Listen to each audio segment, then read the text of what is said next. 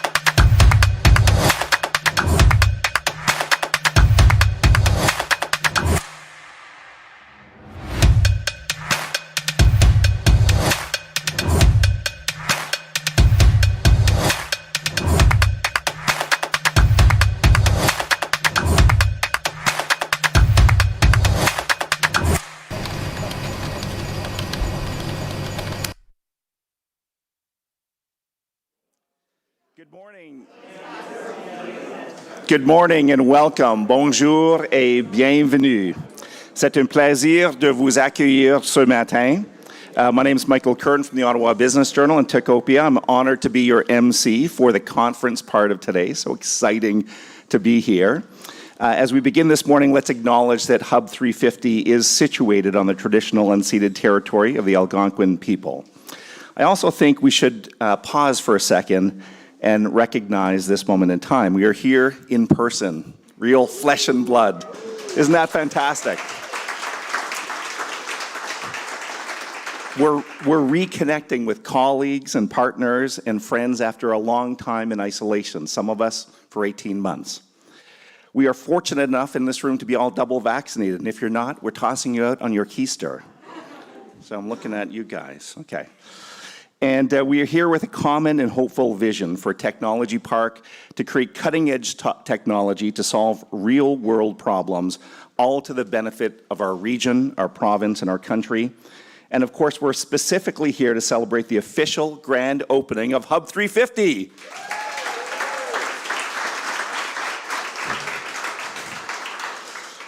This is a day I think we might look back on 20 years from now, let's say, and say that's when it started. So what a significant milestone. It seems to me like only yesterday when a fresh-faced young female business leader talked to me about a plan to create a BIA in Canada. That was about 2012, 2013, and I was a bit skeptical, I must say. That young woman was Jenna Sudds, Knba's first executive director, then councillor, and now MP for Canada Carlton.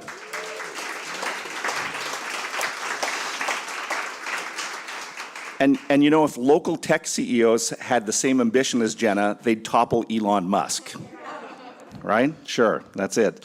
And of course, today's under the visionary leadership of Patton. And if you need proof of that vision, well, look around. It's right here. So thank you very much for joining us today, to those of you that are in the room and those of you who are watching virtually. Before we get started, a couple housekeeping notes, and one, you're already doing it. Wear your masks. I think we're taking masks off on stage. Yeah, we got the nod on that one. Also, please maintain some physical distancing. The chairs are separated significantly. Canada North is a globally significant technology innovation cluster that is positioned to grow as a powerful economic engine. Hub350 was created as the physical space to bring together all sectors and stakeholders necessary to stimulate innovation, fund implementation, and build partnerships to bring those innovations to life. And Hub350 is a space that facilitates human connection, and aren't we desperate for that as the pandemic, knock on wood, subsides. And today we will hear from each of the pillars of Hub350. It is multifaceted: technology, finance, corporate, academia, represented by many of you here in the room that I've talked to today, and community.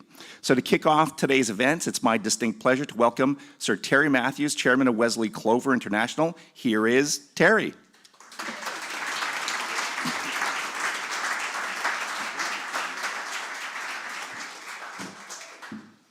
Look at that. Now, what a lovely audience we have today. Lots of tech people, lots of people that are supporters and so on. But let me start to just explain to you why we are here today. You see these little things, Jenna? Here's a little finger puppet. So everybody knows why we are here.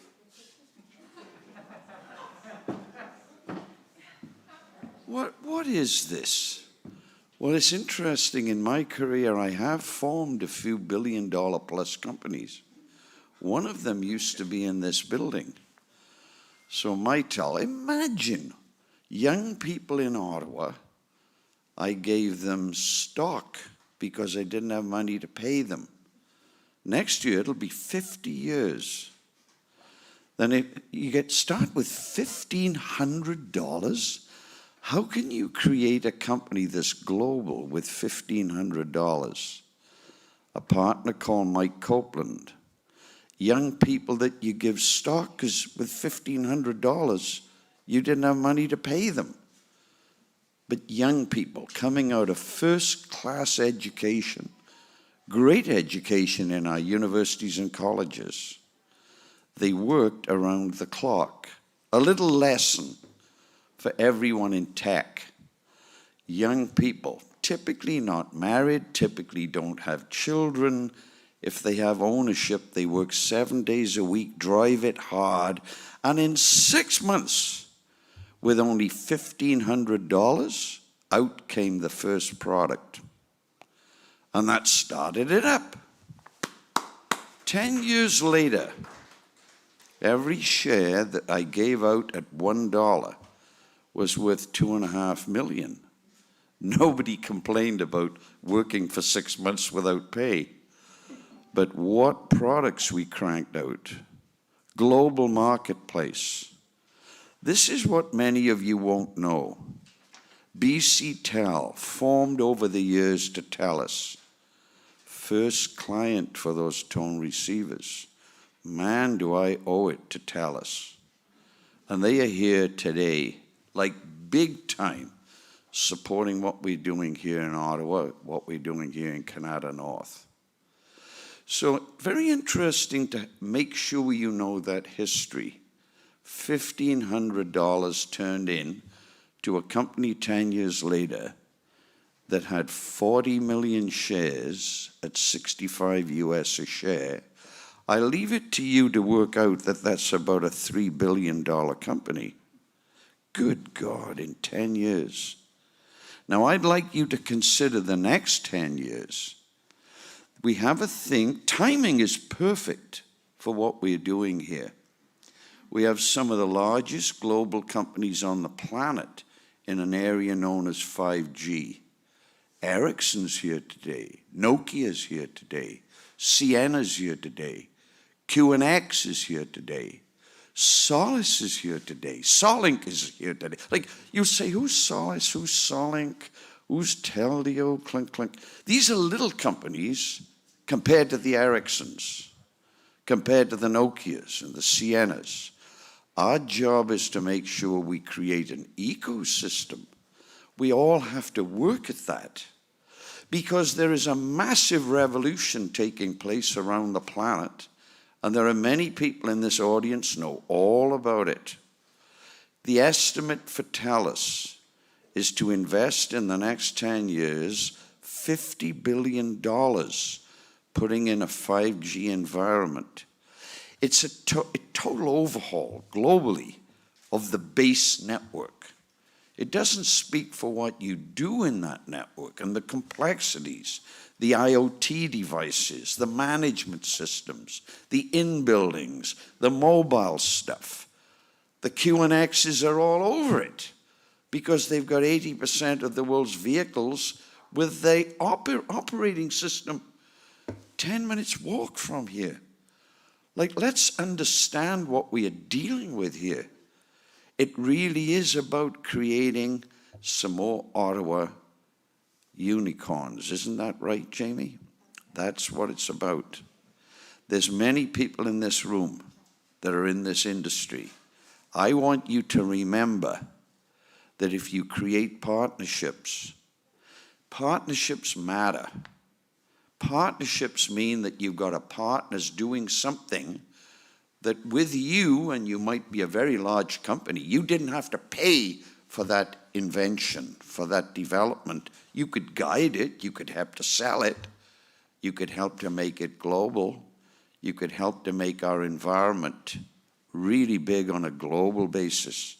Imagine how the government of Ontario would feel to have more unicorns here in Ontario. Imagine how the mayor of Ottawa would feel to have more unicorns in the city of Ottawa. How would the federal government feel more unicorns in Ottawa? And we can do it. Timing is right. Timing in life is almost everything. You must get your timing right. There is a global overhaul of the entire world's communications network. That is a fact. There are complications. Of course there's complications. You don't get an overhaul like that by doing nothing. We're lucky in our society. We have the global companies here. We have a huge number of highly innovative young companies. Remember Mitel? $1,500, and 10 years later it was a $3 billion company. We can do more of those. Let's get those unicorns going. Thank you for coming today. Jamie, thank you for coming today. Jenna's here today. Thank you, Jenna. We've got Invest Ottawa here today. Thank you, Invest Ottawa. Drive it hard, because the returns for our society will be absolutely outstanding. Thank you very much.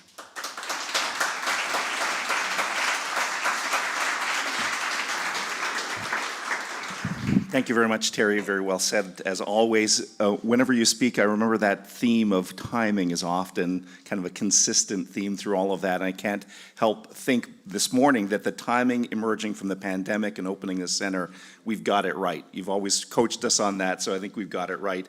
You also reminded me in the story of the Mitel stock that a good friend of mine put himself through university based on dividends and accumulating stock price from Mitel. So what an impact you've had, of course. Well, thank you so much. And I'd now like to welcome to the podium Canada North Business Association Chair Vicky Cahy. Please welcome Vicky.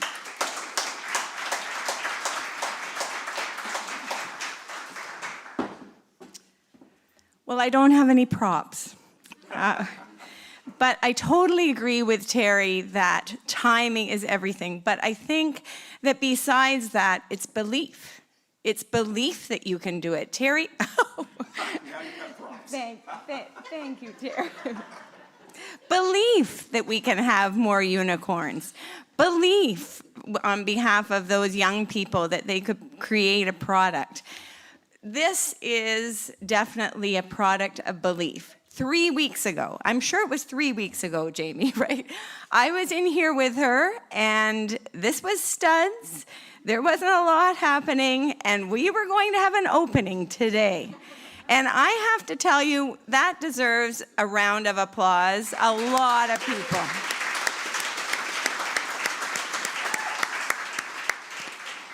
So on the belief theme, 4 years ago, Knba's board met in an off-site strat planning session. Actually, Elza was the one that was our facilitator, and we talked about what could make this wonderful, innovative, Canada's largest tech park even better.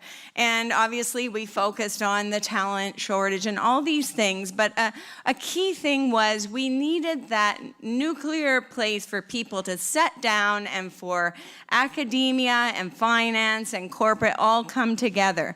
And that spawned a whole bunch of different things. First of all, Jamie, we got our Minister of, I don't know what she was, Marilee Fullerton. I'm not sure what her, she was Minister of the time, but she organized a contingency of us to go to Queen's Park. We got on the stage with Ontario. We met with Minister Fedeli. There started to be real great interest in this area. They came and visited. It was belief that we could do it, belief that we could follow through on that strat planning session. So here we are today. We have belief entrepreneurs like Terry, entrepreneurs, a lot of you in the room. I was in a roundtable session on a day ago, and I just came out of it just vibrating with excitement in the talent we have in this area, and that this is just the tip of the iceberg, as Terry said. Belief from our city. For those of you who don't know, we have been named, are we officially now? Yeah, we are officially named a special economic district. And what does that mean for us? Well, that means we have way more flexibility in what we can do with this area. We can do mixed use residential. We can have all sorts of fun, cool things which are attractive to our young people. And the city is totally behind us. It takes a village, as we all know. The provincial, the federal, our municipal governments are all behind us. How can we fail? So now, here we are, and I think I'm going to steal Jamie's expression, which is the art of the possible. We've brought together corporate lead sponsors like Salesforce, finance lead sponsor, RBC, our lead sponsor in 5G, in Telus, and our academia pillar led by Education City, which is a combination of our universities. That is a recipe for success. Having all those pillars together under one roof and working on the same problem, opportunity to see Canada North thrive and grow our companies, grow the number of companies. We're at 540 now with 28,000 direct tech workers and even more, more when you think of the halo effect, about 33,000. We're just beginning. And I came in here this morning, and I don't know about you, but I was just so excited. This is the beginning, as Terry said, of a revolution. And this is the beginning of having a place where young people and companies around can come and exchange ideas and make things, think of things that we might not even think is possible. How would you think that $1,500 could change into that amount of money 10 years from now? But as Terry said, maybe that is the case. So belief, and I am really excited. My term is ending this year, but through my time on the board, I have seen so much, starting with Jenna, as Michael said, and on with Jamie. I have seen so much happen that normally would take 10 years to happen. So you just wait. I am sure there is lots to come. Thanks so much.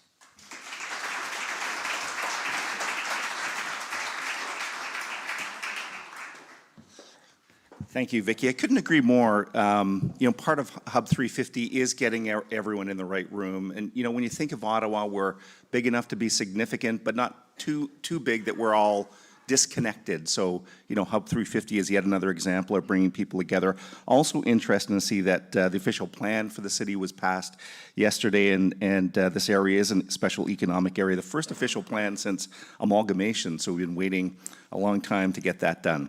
So next up, we have someone that's a major player, of course, in the city's economic development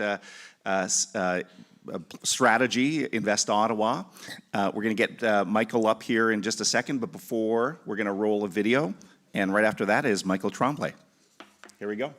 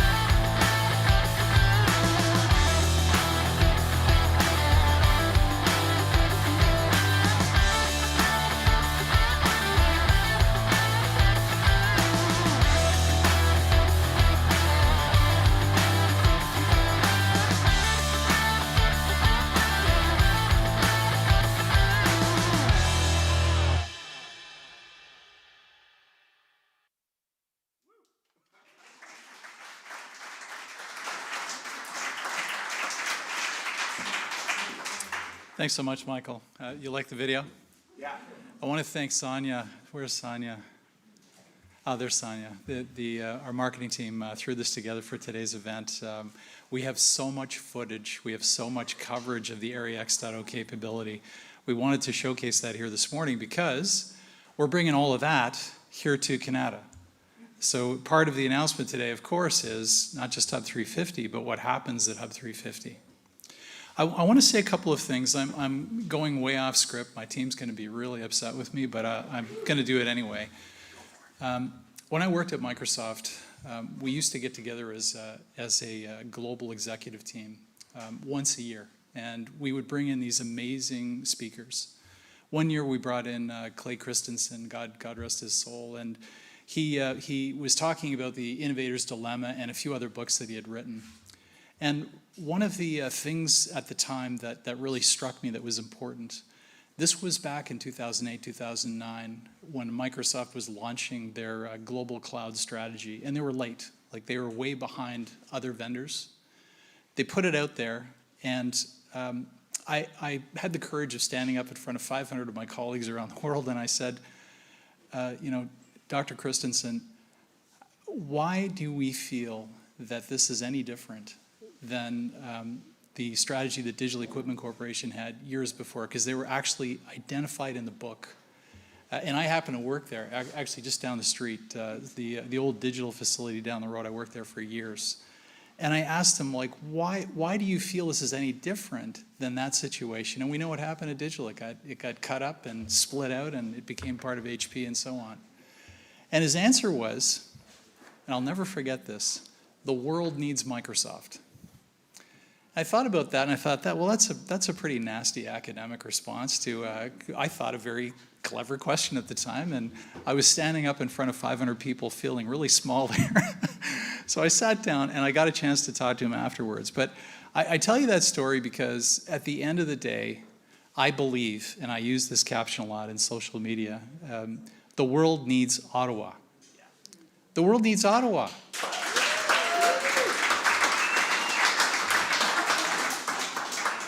Thank you, Terry.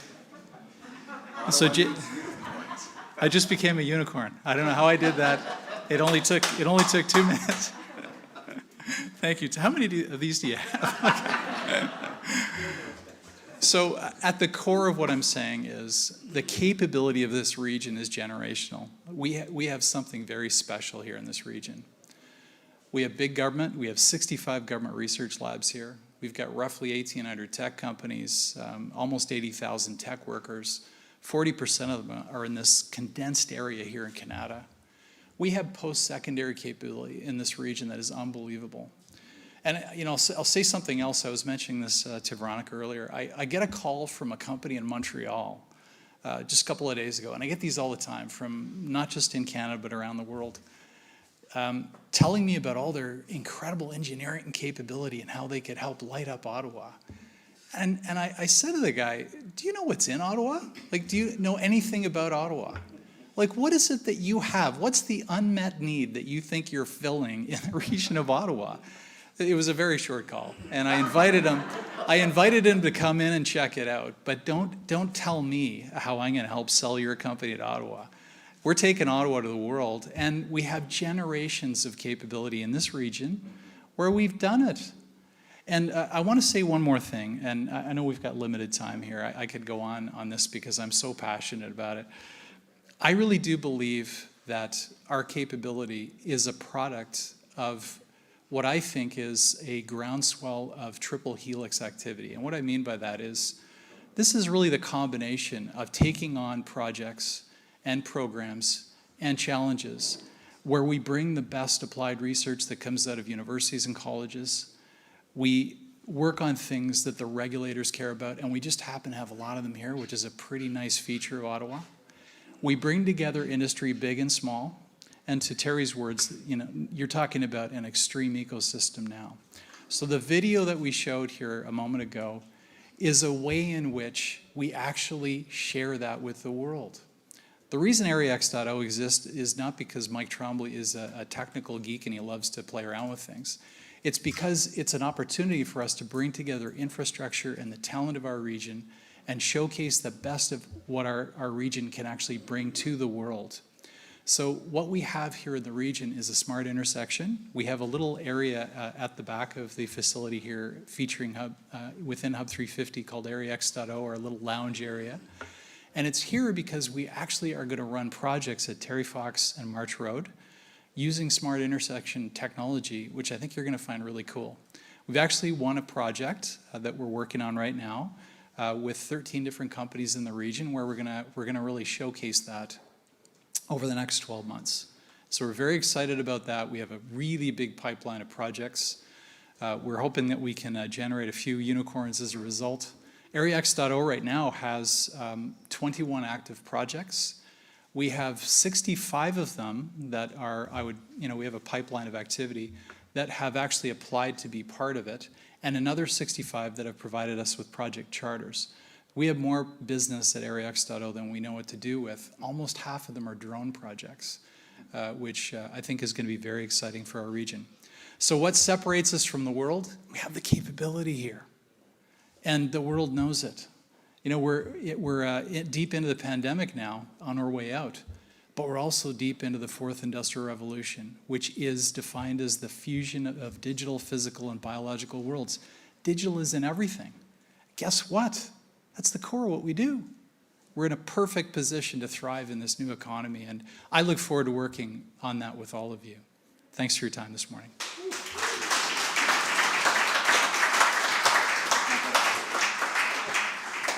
Thank you, Michael. The world needs more Ottawa. I love that. And the world needs more Ottawa technology. And we're going to move into our first panel where we're going to hear about some of that technology. So this panel discussion is titled Driving Forward, What's Next for Canadian Technology Ecosystem. Anchored by RBC Hub350 and the RBCX Financial Quarter will establish the new financial industry cluster in the heart of this technology park.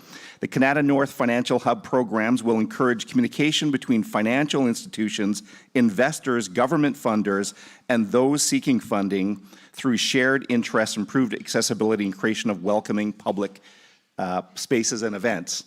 RBCX was created to drive exactly this type of innovation and growth. Now please welcome the head of RBCX, Mr. Sid Paquette.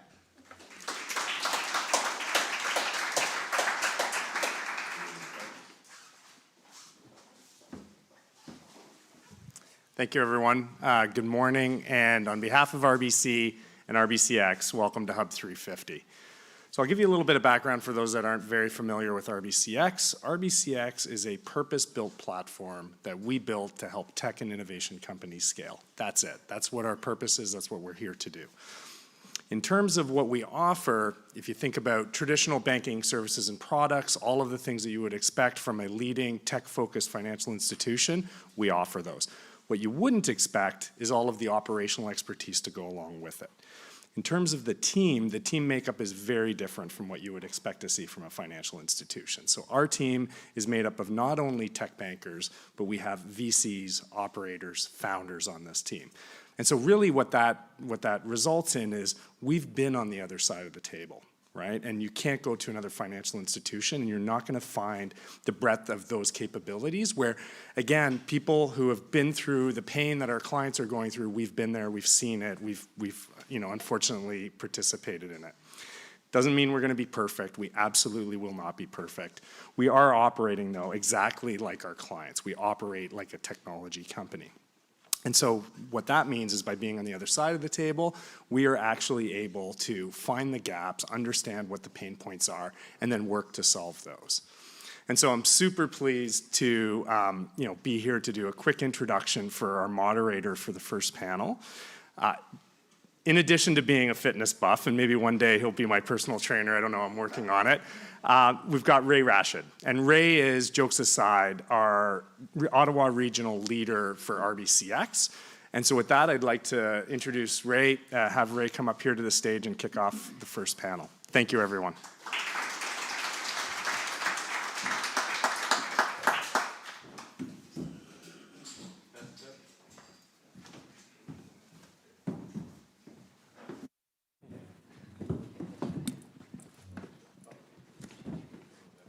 Testing. Thanks so much, Sid. Really glad to be here and excited to be the moderator for this session with these wonderful panelists. Maybe I'll just pass it over quickly for you guys to do a quick introduction. Michelle? Sure. Hi, I'm Michelle Malo. I'm the CMO of Solace. Aidan Mirzai, CEO of Fellow. Jason Flick, I guess ex-CEO of UI TV. Excellent.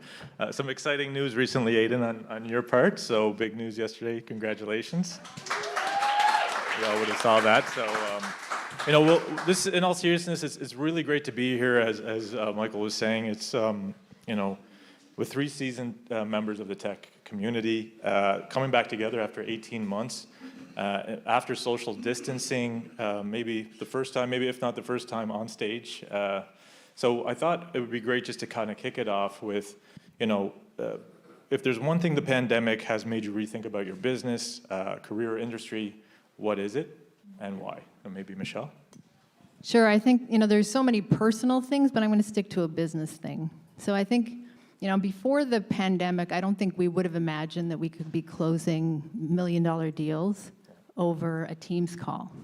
It just we were flying people around the world, 12-legged sales calls, as we call it, with all the sales engineers and everybody. And then the pandemic hit, and there was sort of this panic of how are we going to be able to do this? How can we possibly close new business without the personal relationships? And I'm not saying it was easy. It's been very hard, but we did. So that was a huge lesson for us, is that it's possible. Anything is possible when you really put your mind to it. So. Excellent. I love that. Aidan? Two things. One was, pre-pandemic, everyone at our company was in Ottawa. I think in my last company, everybody was basically in Ottawa. And then pandemic happened, and we started hiring people all over the place. And so now we have a contingent of people in Toronto and Winnipeg and Vancouver, and they're all over the map. So it's really changed structurally the way that we work. The second thing I wanted to say is that I think the pandemic made us a better company to a certain extent. And the reason is that we relied so much on a different way of working, which basically involved seeing people, amount of time in office, and it forced us to change the way that we work so that it's a lot about managing work versus managing people. And so I think those 2 changes have both been really positive for us. Yeah. And you also... Can I just add to that? Because your company helped my company and helped me work through the pandemic remotely. I mean, I don't know. I mean, we obviously could have done it without your solution, but it was really critical to us being able to do it remotely. So. Well, thank you. You've been a super fan. Michelle is always so nice. I'm not. That has nothing to do with being nice. If it wasn't valuable, I wouldn't have used it. But no. Maybe I have to give them credit then too. I guess we use their tools too. So I guess.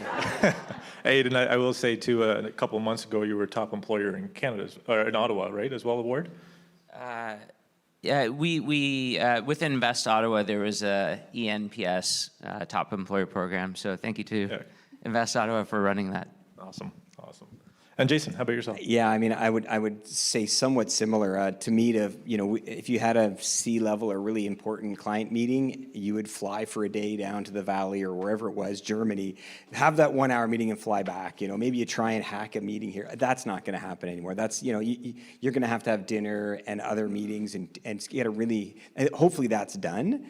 I would think that's a big piece. And then, hire a remote. I mean, we hired a new head of HR during the pandemic who was an amazing hire, worked out incredibly well. She actually lived in Ottawa. We never saw her. For 12 months, we never saw her, and it was great.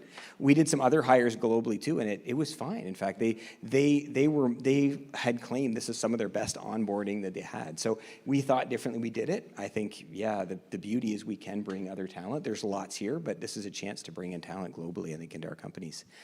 Yeah, what I would add to that also is, so we obviously just announced this financing round, but we haven't met any of our new investors either.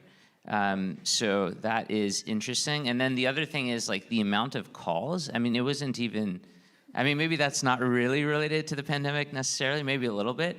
But I think we maybe had a total of, I want to say 2.5 calls, something like that. So yeah, a lot has changed. And a year ago, it may be whatever, 18 months ago, if you would ask VCs, I would say 90% would say we never do a deal without meeting them, never. Yeah. And now they're doing all their deals with me, so it's awesome.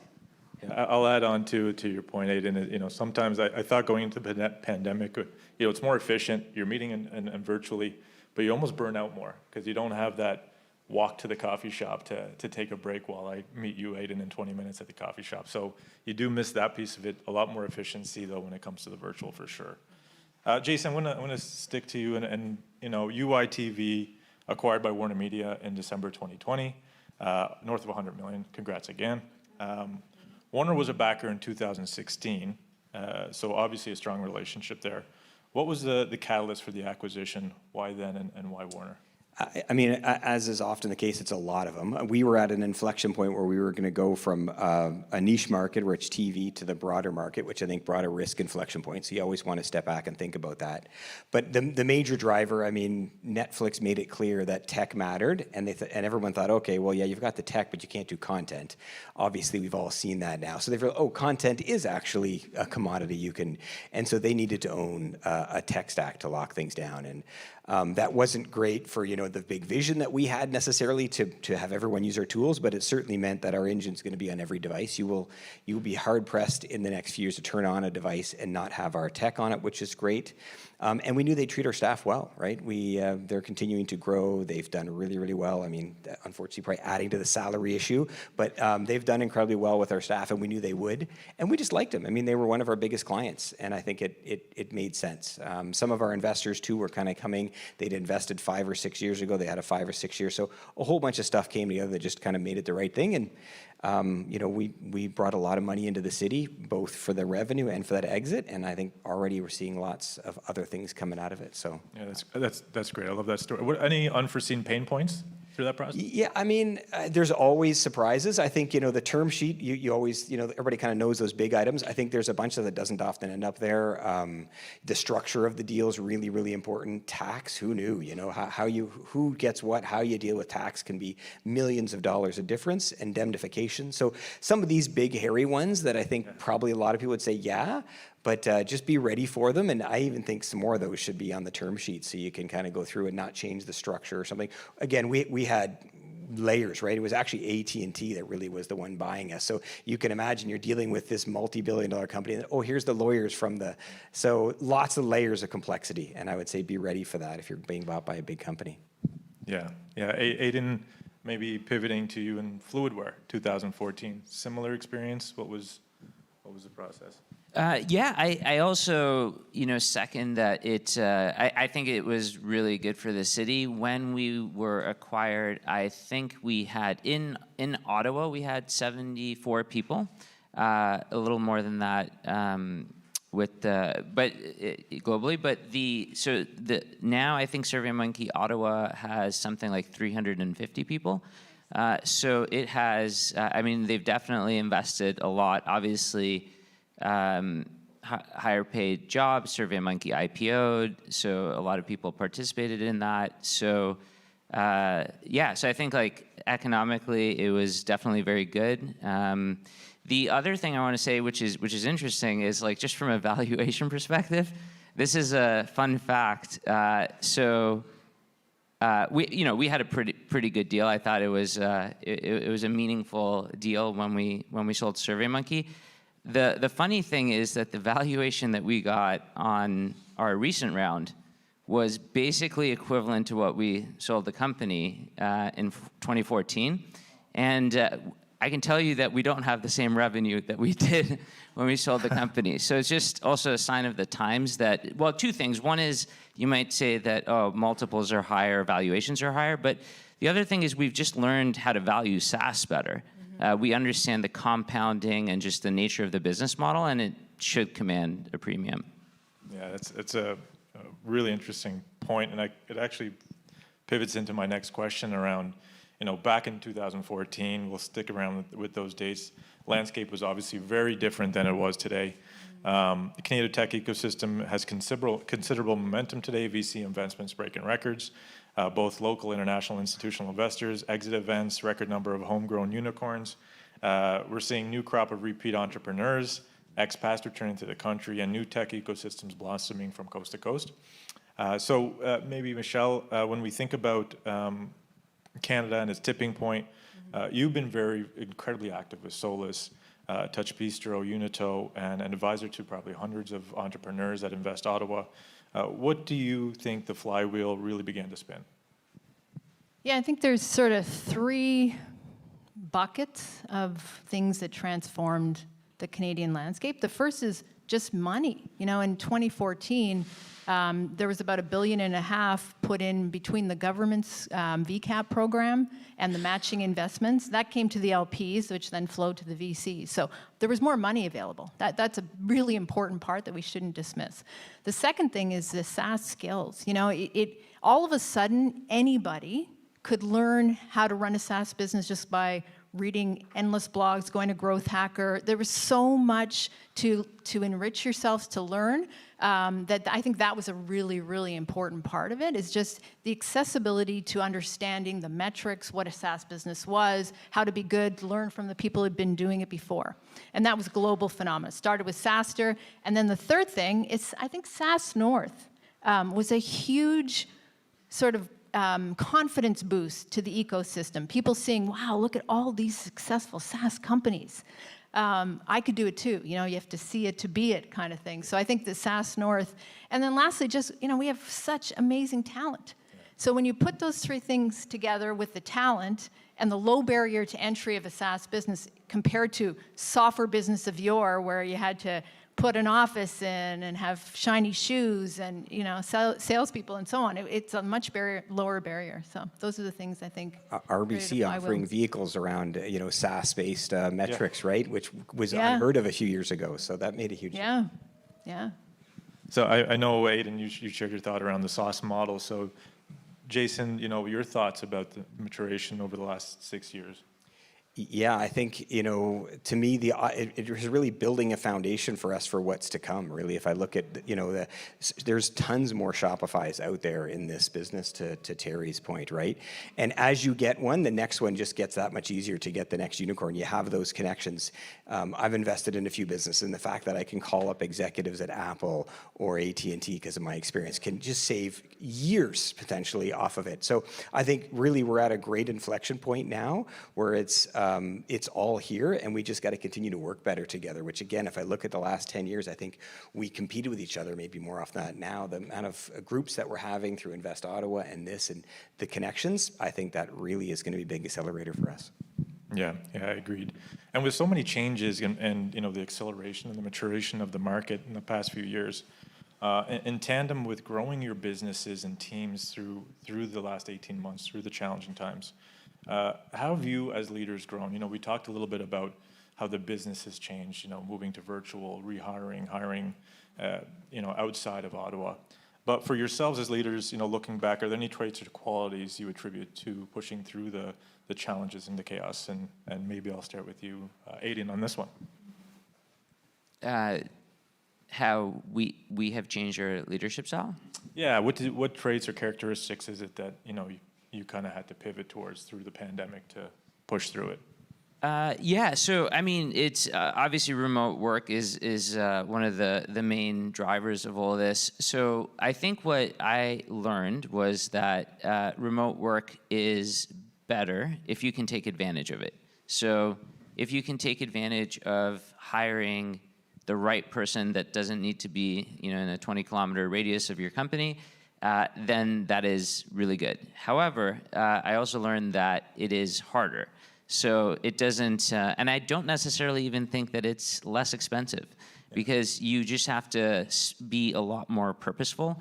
So what I've realized is that, you know, you talk about the breaks in between, or, you know, doing those random connections. So all of a sudden you went from a place of just throw a bunch of smart people in a room and they'll figure things out to, hey, I actually have to be very systematic about this. I need to invest in these social events. I need to actually bring people together, you know, 3 or 4 times a year. I need to, you know, pay for this or pay for that. And so it actually changes the way that you have to operate and just be more purposeful, systematic. But if you do those things, I think actually you can operate as a better company, a better leader, get more information. And so it can be very beneficial, but it is a lot of hard work.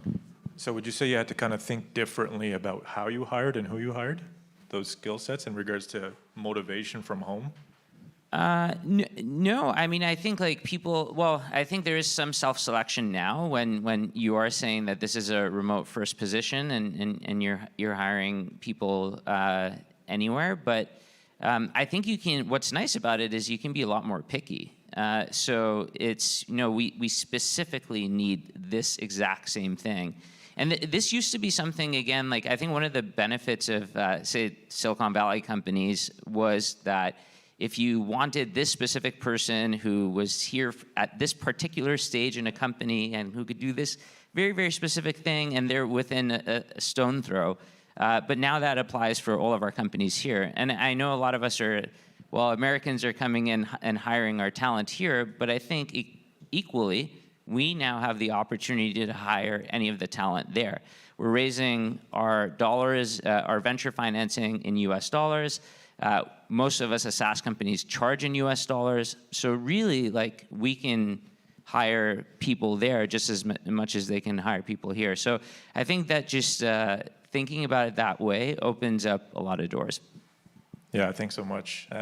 Michelle, how about your leadership? Yeah, I think I would agree with all of Aidan's points on structure. You have to be much more structured when you're working remotely, but the flip side of it, I think, is true. I felt like I had to be much more empathetic, because if you're talking to somebody face to face, you know if they're struggling, either with work or personally, but on a Teams call, that's almost impossible to tell without you pulling it out. So I really think kind of this radical empathy we had to practice continuously, because people were struggling. People had little kids at home while they were trying to work. They had aging parents in care homes, and all of those things were impacting their ability to work, and as they should, right? So being able to pull that out of people, then being able to say, okay, yeah, you're really not able to work right now at the same level. So let's find something a balance that will work for you for this time period. That was, I think, the biggest change I made, was just being much more proactive and pulling things out of people than I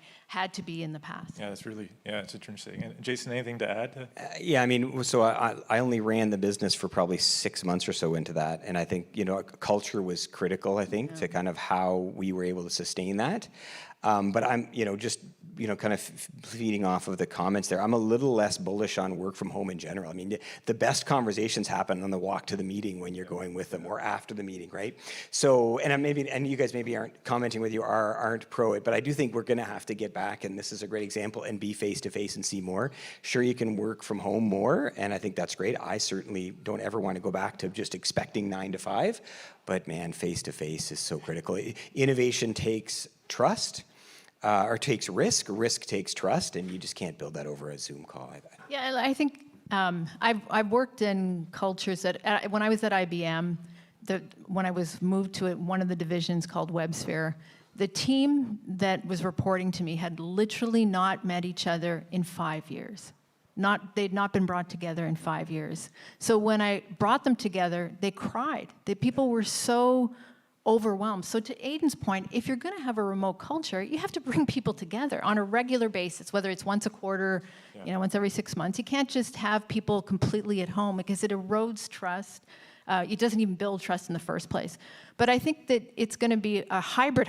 Everything, some people are fine working from home. Some people need the interaction.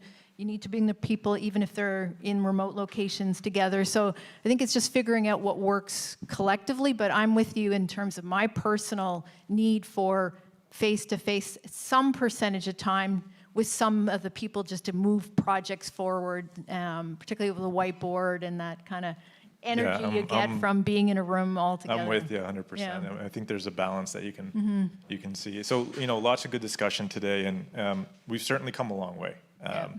But we're always going to think about what's next, which is probably a great way to wrap up here today. There's been commentary that this growth in the Canadian ecosystem can't last. Valuations are too high. There will be a squeeze on capital, resources, and talent.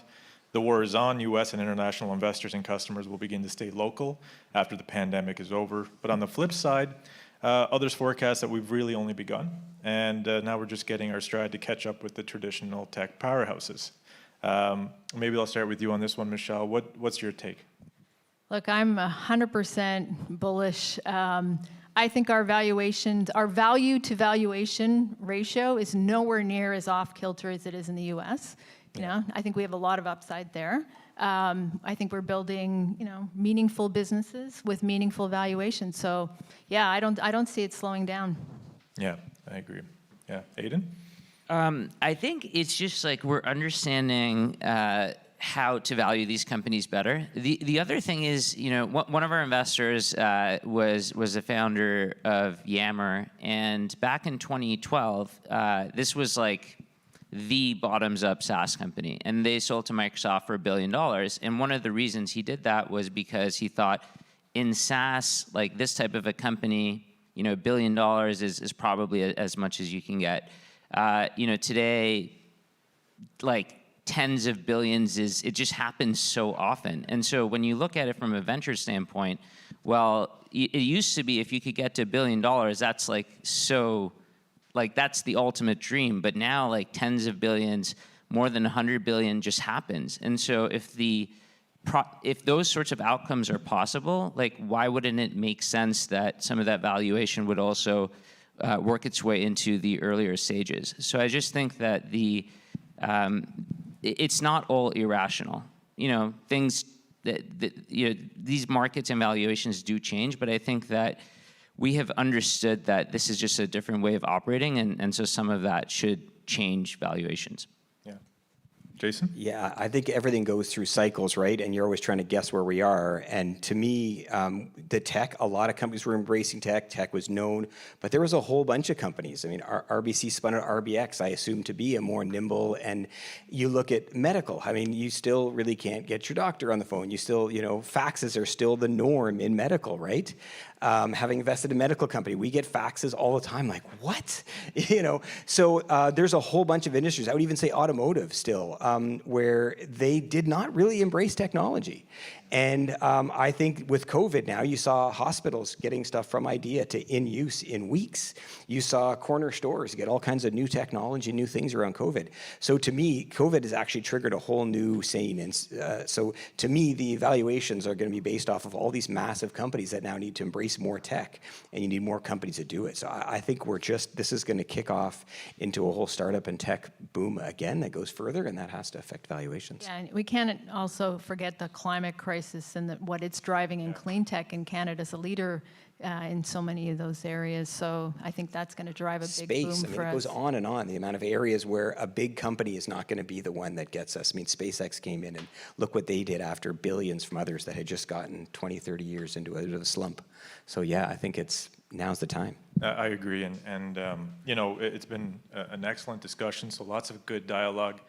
Terry, thank you for Hub 350. I think this is the beginning of good momentum in the next 10 years. A lot.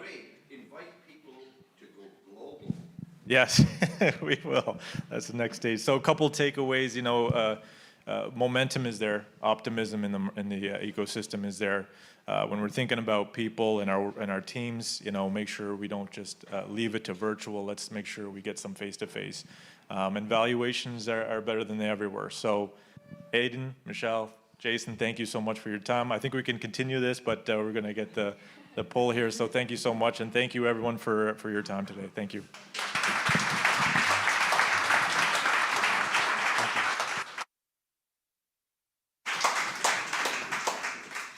That's great. Great peek under the hood of Ottawa's technology engine. Sid, thanks for kicking that off. Oh, I get one too. I hope OBJ's a unicorn, Terry. Maybe you have more chance of it now. Sid, thanks for kicking things off. Ray, great job at moderating. Michelle, fascinating to hear about Solace. Aiden, 24 million US. Wow, for fellow. Yesterday, there was such exciting news. And Jason, okay, the 100 million's done. Get back to work, Jason. Vacation's over. We need you. We need you, Jason. Come on, back to the game. So listen, we're going to talk about a higher local initiative now. And here to tell us more about this exciting initiative, that's in the works is Veronica Farmer, the Director, Partnerships and Commercialization, University of Ottawa, and the lead for the University of Ottawa Canada North Campus. Here she is.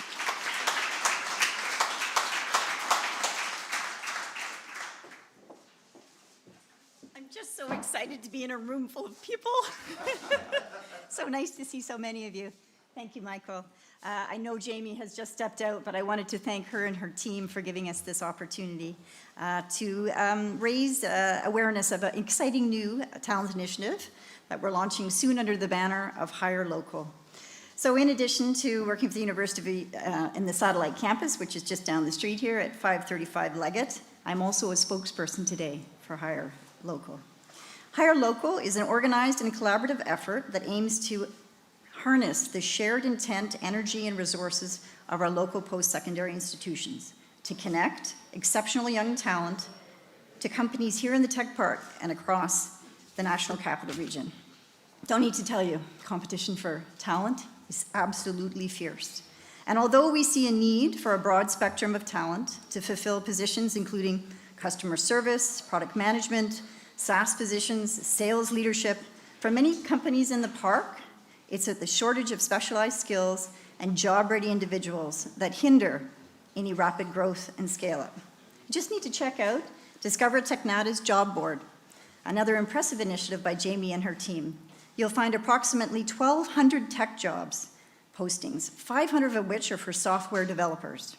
And the demand for talent by employers is expected to grow significantly over the next 10 years, with projections of 2,000 new tech jobs being created every year in Canada North. So in addition to the positive employment trend, as we saw in the RBC panel there's recruitment and retention factors to consider. And when we see our students and our graduates working often remotely, we hope that there are means for them to draw them in and keep them here. So for Canada North companies, that talent attraction and retention stickiness is really important and number one. So it's a good thing post-secondary institutions are excellent sources of talent. In Ottawa, we are unique and very fortunate to have multiple post-secondary institutions attracting the best local and global talent to study, to share ideas, and more importantly, foster innovation. Hire Local brings together our 4 local institutions, Algonquin College, Carlton University, La Cité Collégiale, and the University of Ottawa. And there's a support from a growing list of community partners, including Hub350, the Canada North Business Association, Invest Ottawa, the Ottawa Board of Trade, and the city. As a new initiative, Hire Local is still polishing its strategy and tactics, but the collective looks to build success around collaborating on a wide range of solutions for employers, students, and graduates, from experiential learning opportunities to talent matching to specific skills training to fit industry needs. We want to accomplish a lot, but the 2 priorities that are top for us is 1, to contribute the attraction of top talent, helping to tell the story of why Canada North and why Ottawa are just great places for young talent to set up their roots. 2, to provide employers with better opportunities to engage with and access as large a source of students and graduates that fit their needs as possible. My ask of you today is to help us socialize and support this initiative. We need as many champions as we can get. There's a few of us here today. I think somewhere, although I haven't met him yet, is Travis from Carlton, and it would be good to chat with you about this and gain some of your feedback. We look forward to officially launching in the next coming weeks, so stay tuned. In closing, I'd like to thank Jamie and Hub350 for offering post-secondary institutions an opportunity for engagement and collaboration, and for more importantly, recognizing our role in building a successful and vibrant tech ecosystem here in the park. And like many of you, I'm particularly fond of this park, having spent many years working here, developing connections and nurturing friends. I think it really is an awesome place to live, work, play, and learn. Thank you.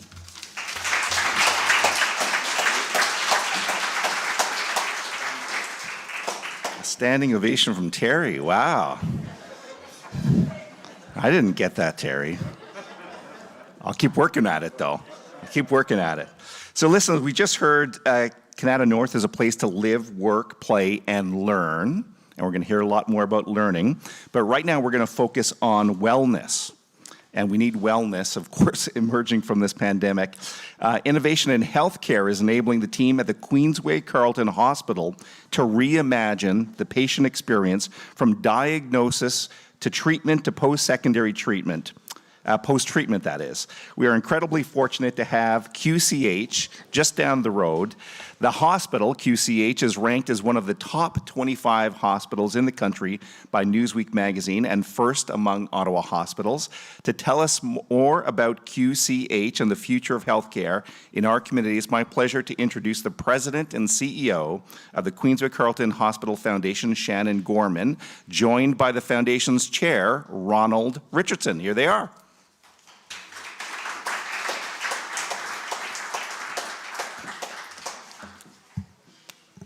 Thank you so much, Michael, and thank you so much, Jamie, for inviting the QCH to be part of this incredible day and to be with so many esteemed partners. The team at Queensway Carlton Hospital takes great pride in embracing technology and innovation that puts patient care at the forefront. And in today's world, that means ensuring that we're not just staying in step with technology, but anticipating what the patient journey might look like into the future. QCH has implemented Connected Care, our electronic health record system, where patient data is shared with all supporting healthcare providers across the hospital instantly, allowing for advanced diagnosis and medical intervention opportunities. When seconds count, electronic charting can save lives and improve patient safety and quality of care. The system also puts information in the hands of family doctors more quickly, improving the seamlessness of care for patients in our community. In the future, QCH wants to put patients in control of their own health care through an app that will allow patients to integrate their medical records with those of their family doctor. Data captured from a personal fitness tracker or smartwatch can also be uploaded to the patient record. In the hospital, long-term care vision is to set up smart hospital rooms. These suites would feature technology such as beds that can predetermine if a patient is at a risk of a fall and automatically raise the bed rails for increased safety and security of the patient. There are so many opportunities, as Jason alluded to improve healthcare with innovative technology, and support from our donors, our community, and partnerships like this one at Canada North Business Association and Hub350. With these partnerships, we are getting one step closer to making our dreams a reality. To share more about this exciting partnership, it is my pleasure to welcome Ronald Richardson, our Chair of the Board of Directors.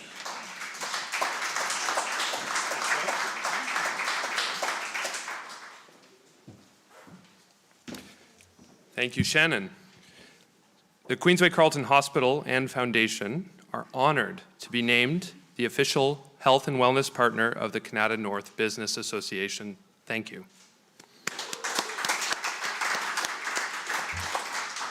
This partnership matters. It matters for you, your business, and our community.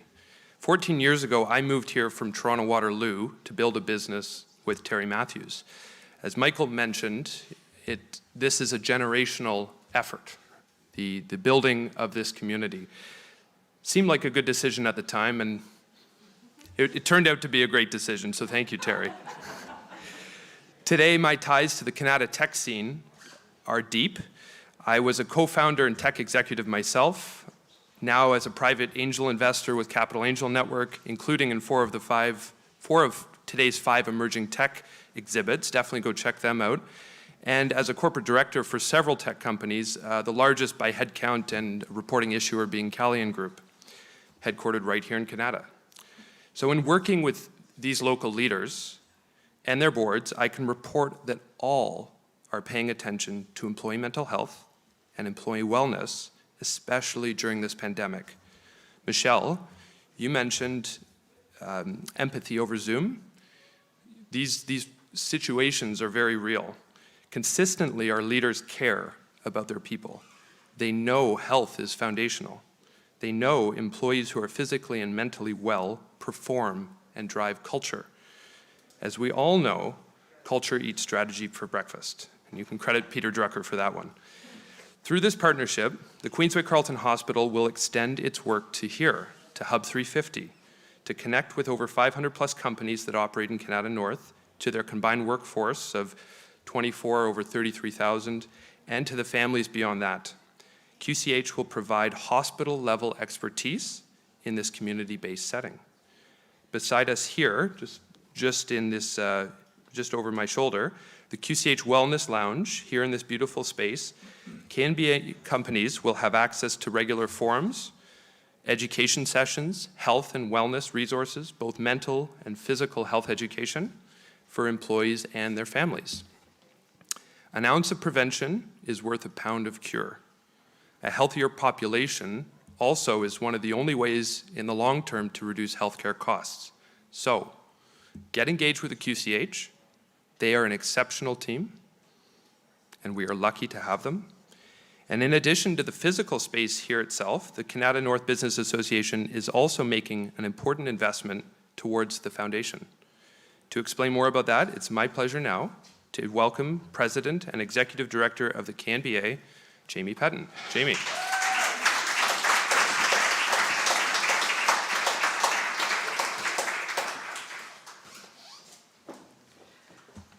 It's so nice to see all of your eyes. I know your smiles are behind that, and I'll be back for some closing remarks later, just really to recognize all of the support that is in this room.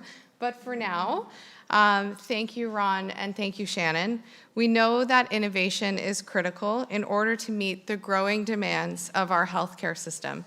But the latest technology and state-of-the-art equipment are incredibly costly to onboard. And that's why today, on behalf of the Knba, I'm pleased to announce that we've committed to raise $350,000 in support of the Queensway Carlton Hospital Foundation through this partnership.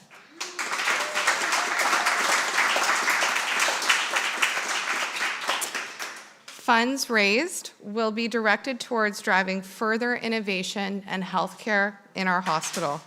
When attracting top talent, businesses are looking to our community for support, for quality of life, education, and healthcare.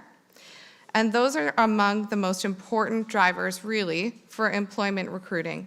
Investing in our West End Hospital will ensure local residents have access to the best care. Thanks, everyone.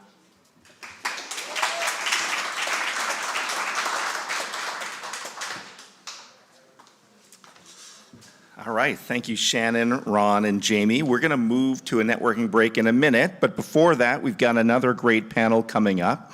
We're going to shift our focus to the corporate center.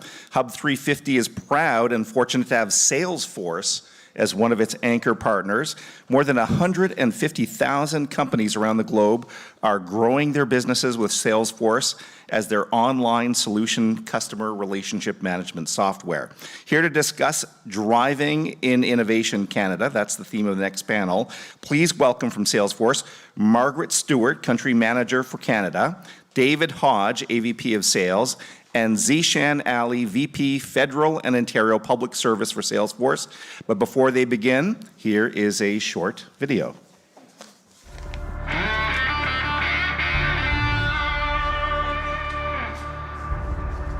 Ideas. They're born when two separate things come together to form something new. Incredible, fun, even magical. And the results? Well, the results can change the world. Like this crazy idea 20 years ago. What if we brought together software and the internet, business and philanthropy, companies and customers? These ideas are why we're here today, as one powerful community. And yet our future is brighter than our past. Our dreams are bigger. Our impact stronger. Our potential, limitless. Just imagine what we can bring together.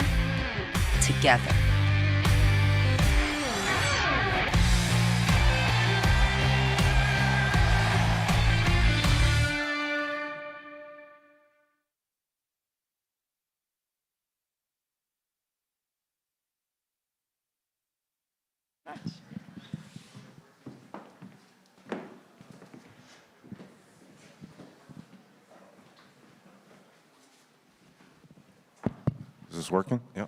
Alors, bon matin à tous. J'aimerais juste commencer en disant que ça fait un grand plaisir d'être ici aujourd'hui, puis d'avoir l'opportunité de participer avec l'ouverture du Hub 350. Merci. Merci beaucoup. By translations, it's a... Thank you. Translation, it's a great privilege to be here today and to have the opportunity to participate in the opening of the Hub 350. My name is Dave Hodge, and funny enough, I was talking to somebody when I came in.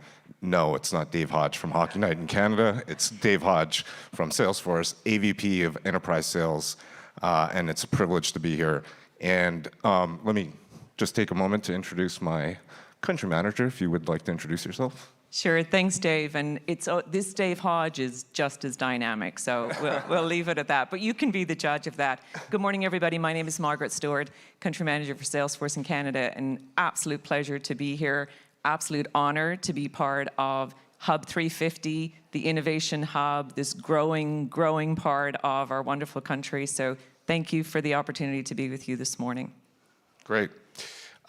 I got to start by saying, I don't know about all of you, but I'm excited to be here in person. I mean, this is the first meeting/event that I am at in 18 months. So if I come... Yeah. If I come across a little bit giddy, you know why. For the next 20 minutes or so, I'm just going to facilitate a nice discussion, I think, on some topics that are top of mind for all of us. So let's kick it off. As we celebrate the opening of Hub 350 today, we need to acknowledge the amount of innovation that's being driven and that's going on across Canada. As country manager for Salesforce, you're uniquely positioned and have a front row seat to kind of all of the innovation and digital transformation that's occurring. What strategies are you seeing that are fueling this growth? Well, it has been a very interesting, hard in many, many cases from both a personal and business perspective that we've had over the last 18 months, but that has also fueled phenomenal innovation. So there's really two, Dave, that I'm going to touch on. One is the companies that we're seeing across all industries and across all segments absolutely thrive are the ones who are innovating, and also the ones that are increasingly becoming closer digitally to their customers. And I think we've all seen the acceleration of digital adoption. We've been so fortunate to be at the forefront of that and be in the middle of it for both customers, companies, citizens, and so that's been a phenomenal change. And even when we look and we survey at SMB companies across Canada, 90% of SMBs will say that they have either adopted, put their whole business online, or a portion of their business online. And surveys from McKinsey to IBM will tell you that 3 out of 4 companies believe that the changes that they've made through COVID will continue. And so we're seeing an acceleration and an adoption, and it's all driven by how do I get closer to my customer, and how do I also facilitate a digital anywhere, work from anywhere world for my employees. And what's fueling a lot of that behind it, Dave, is a beginner's mindset. The companies that have a beginner's mindset absolutely are the ones that are thriving. And so, one of my favorite examples is we partnered with a Canadian customer as they were looking to keep us all safe. And so we co-created to create this vaccine repository. It went live in 1 week. It's used by 70,000 healthcare professionals, and it has administered 40 million vaccinations to Canadians. So agility is absolutely key to the innovation so that we can have careful decisions, but also fast decisions. So they would be the two things, Dave, beginner's mindset, and also how do you deliver an all digital or close to all digital personal experience for your customers. Perfect, thank you. I think just to add to that, talking to executives cross-industry, cross-sector, across Canada, I think it's important to realize and understand that innovation is not easy, right? Innovation is a mindset. It's a culture. And when we talk about strategies, I kind of think of innovation, think of it as an equation. An equation has variables.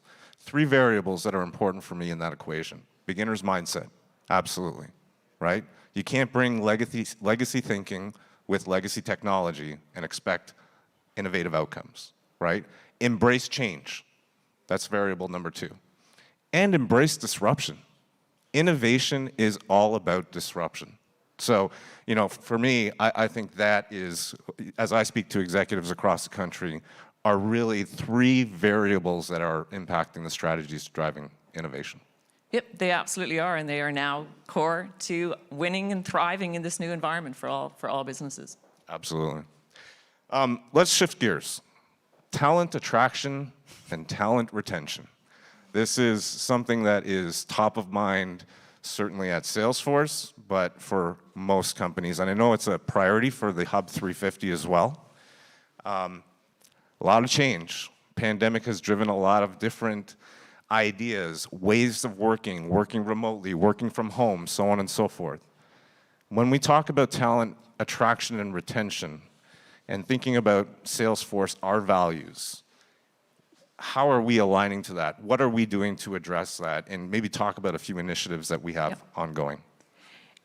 Talent is probably number 1 and top of mind for most of us in this room. How do we attract it? How do we keep it? But also, how do we create it? And what the pandemic, I think, has taught us and shown us in a ridiculously clear way is the massive digital divide. The haves and have-nots of who have access to this new world order, as it were, to this digital environment. And so we believe that, and the company was founded on the premise that business is a platform for change. And so we believe that we and all companies have a responsibility to address that talent gap. And we do it in a number of ways. We do it by looking to make digital micro-certification accessible to all. We have a platform called Trailhead, which has 4 million users globally. It's a free online platform that provides digital education and micro-certification. During COVID, we saw a 4x increase in the number of folks who are registering on Trailhead. But so many have registered, gotten new micro-certifications, and then launched new careers. Just in the Salesforce ecosystem across Canada, IDC has reported that by 2026, we'll be a $36 billion ecosystem, both of how we contribute and all of our customers in the ecosystem who use our products contribute to Canada. But that also means that 71,000 new jobs will be created in the Salesforce ecosystem by 2026. So our responsibility is to help get people there so that we narrow this digital divide. So I've talked about Trailhead, and then we also, because we so believe that business is a platform for change and absolutely encourage folks to volunteer, one of my favorite outcomes during the COVID period was we had a group of employees launch a program called Salesforce for All. It was launched initially so that new Canadians could become Salesforce certified and then find their first job in Canada. And we work with all of our implementation partners and our customers to make those end connections, go through the 2-week certification process, then here's the connection to jobs that are available. We've now expanded that program, working with partners that are both publicly and privately funded, to expand that to Indigenous communities, to also expand it to underserved communities across Canada. So that's one of the ways that we'll bridge this digital divide. If I then move to, we also are collectively all in the war for talent, but we're also happy to share some of the strategies that we're deploying.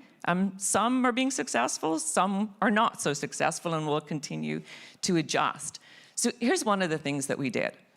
In order to make this digital world so much more accessible, we carefully looked at every job profile we had out there. And if a job did not absolutely need a university qualification, we've now taken that off all our job postings. And so it has expanded beautifully the access that we have and others have to the world in which we thrive.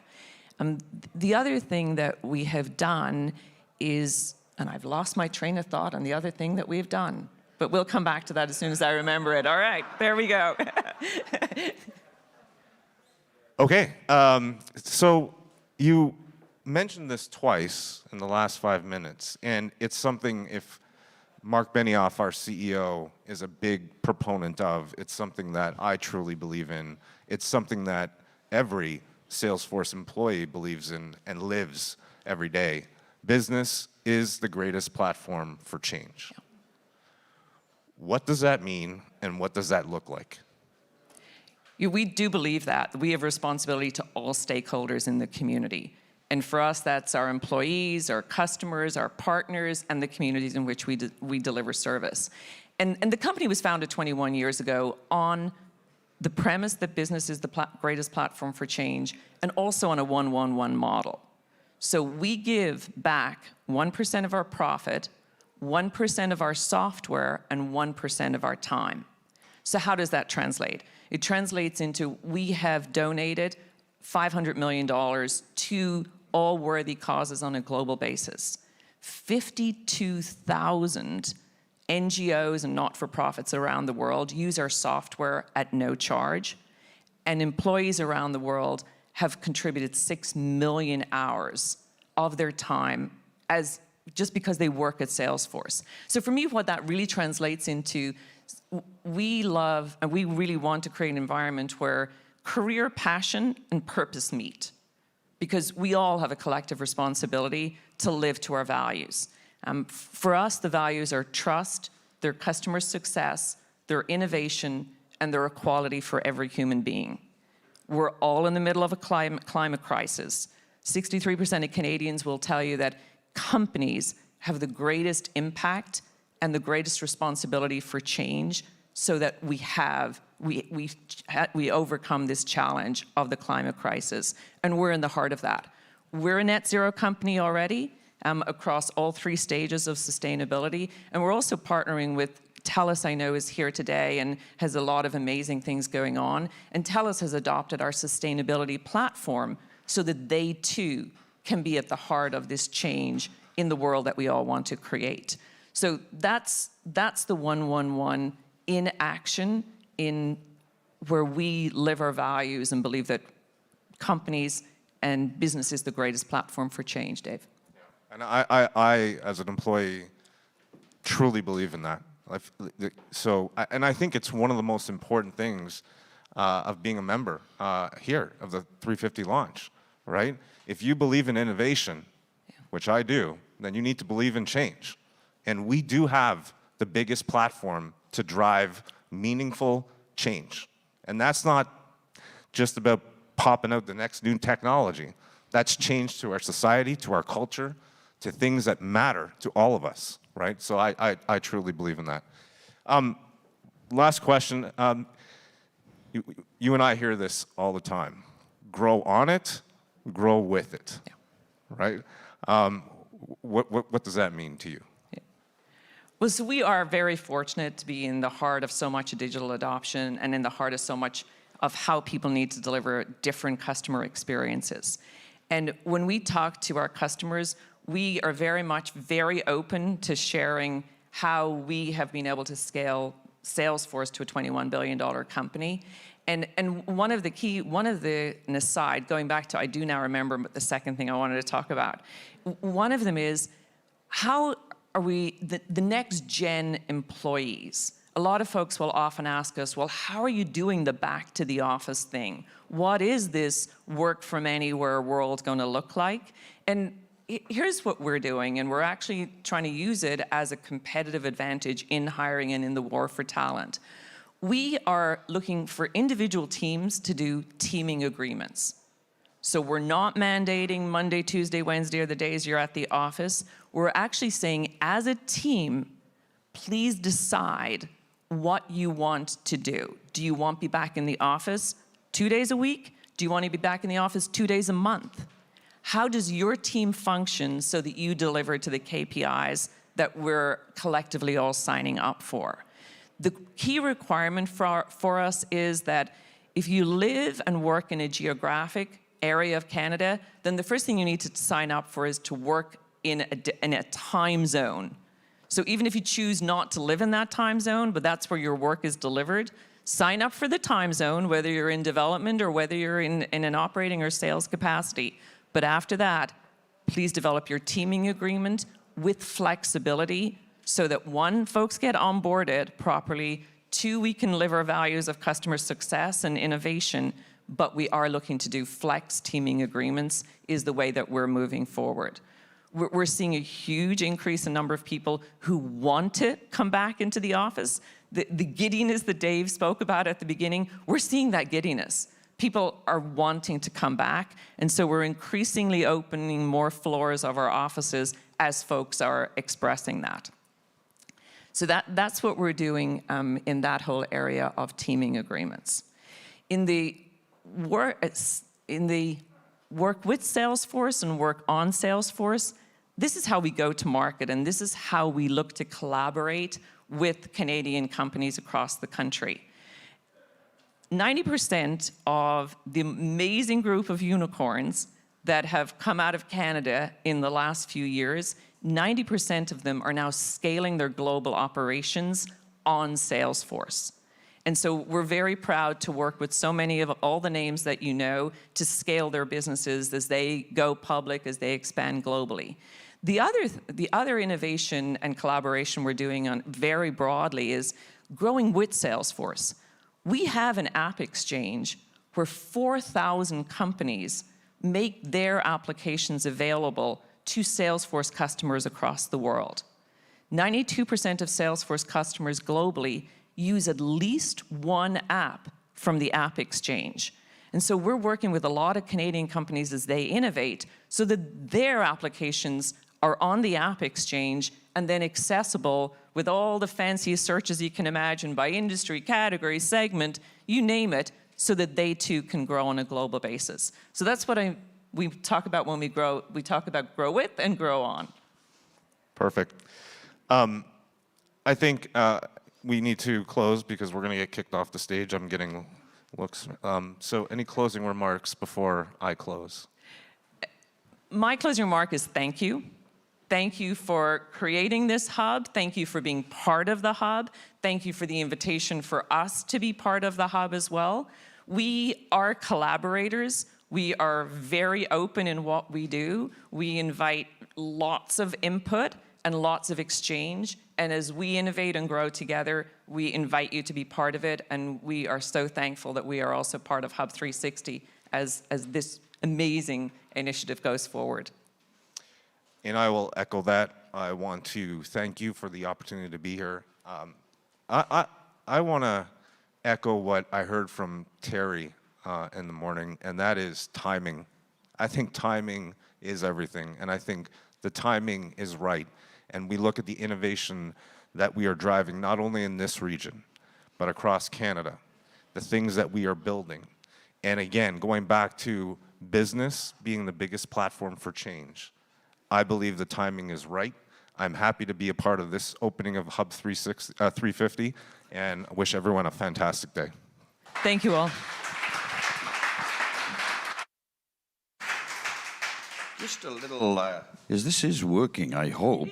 So Margaret, David, excellent presentation. I just thought we should all know that the person who drives Salesforce business worldwide is Gavin Patterson. And he called me and he said, timing is very good. Very good, David. I don't know whether he asked you to say that, but nevertheless, he says, timing's right. Ask Margaret and David to drive it hard at Hub350 because he's delighted to be partnered in the Canadian tech scene. I just thought you'd like to hear that because this is somebody that does the business for Salesforce worldwide. So thank you very much. You're very welcome. Thank you, Terry.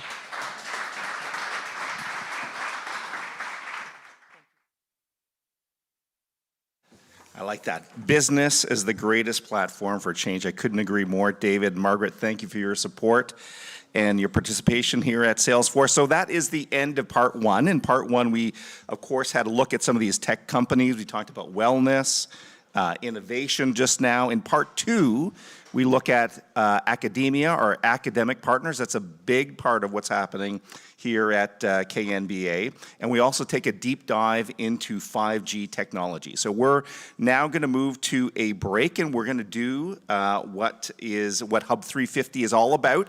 We're going to network and have some coffee and reconnect. We want you back in the room at 11:10. At 11:10, we'll see you then.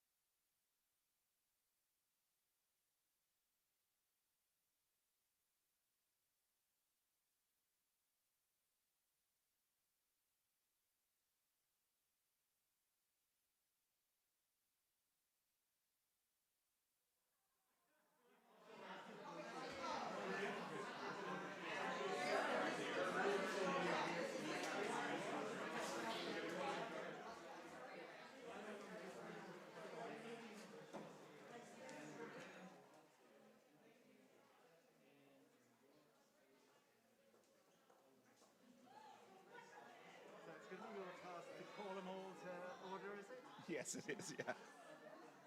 You got a lot of you on stage. Sure, I mean, why not?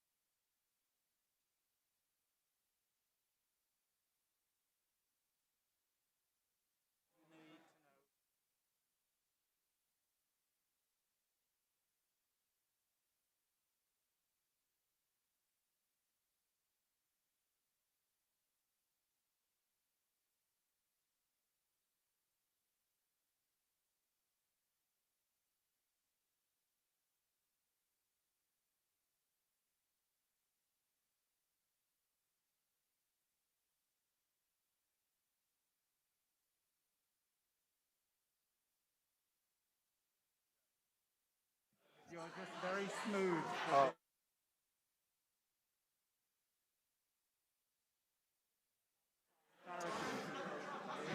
Welcome back. Welcome back, everyone. Testing one. There we go. Welcome back.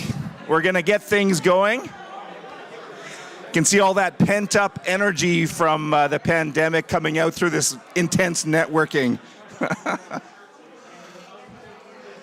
All right, everyone.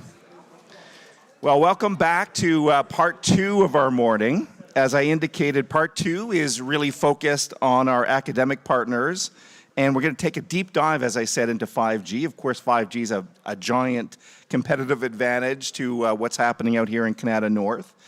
So now we're going to talk about talent, and that is kind of the conversation, I think, that's going on. So talent, skills, post-secondary, it all comes together, and for that reason, you can see why Knba is putting such an incredible emphasis on academic partnerships. So we're going to dive into this just momentarily. We're going to talk about the vision of this academic training and partnerships that will happen with the private sector here in Hub350.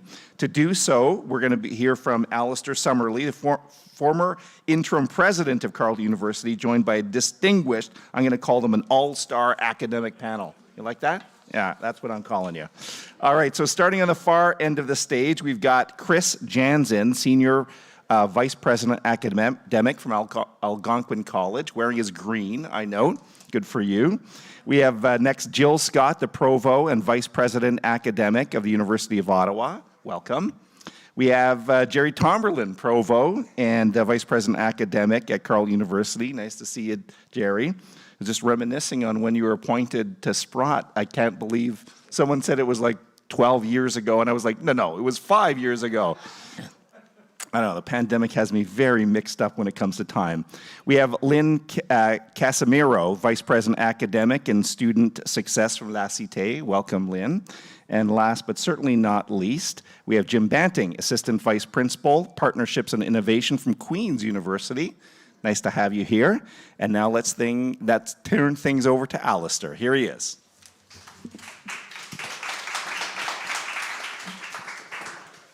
Thank you very much. And just like everybody else, it is so clear that we're so excited to be here interacting with live bodies and actually meeting people in the flesh rather than just seeing a face that doesn't move very much on a Team or Zooms meeting. So I do want to actually call out Jill because I think she needs the prize for the best mask here. And I want to explain that we're actually going to stay masked. Not, I think, because we fear that we'll either pass or receive anything from the rest of you, but because living in an academic environment, we do find that when we tell our faculty to teach with masks on, if we're seen not with masks on in sessions, then we get into real trouble with the group. So this is a case of do as you're telling others to do, and even though you will, I think, need to shout a little bit louder when you're talking. So I thought I would just kick off this session by asking Chris to just go over history. And the reason for doing that was Terry began by saying you need to know the history. So do you want to kick us off, Chris? Sure, thanks, Alistair. I don't think I need to shout too much. I'm afraid the back of the room might start falling in. Remembering my days in an auditorium of 200 students without a microphone. Nobody sat in the first 3 rows. But anyway, I just wanted to share, at least from the colleges side, but this is also true of the universities, from the Ontario Colleges of Applied Arts and Technology Act, the act that created the college system in Ontario. The object of the colleges are to offer a comprehensive program of career-oriented post-secondary education and training to assist individuals in finding and keeping employment, to meet the needs of employers and the changing work environment, and to support the economic and social development of their local and diverse communities.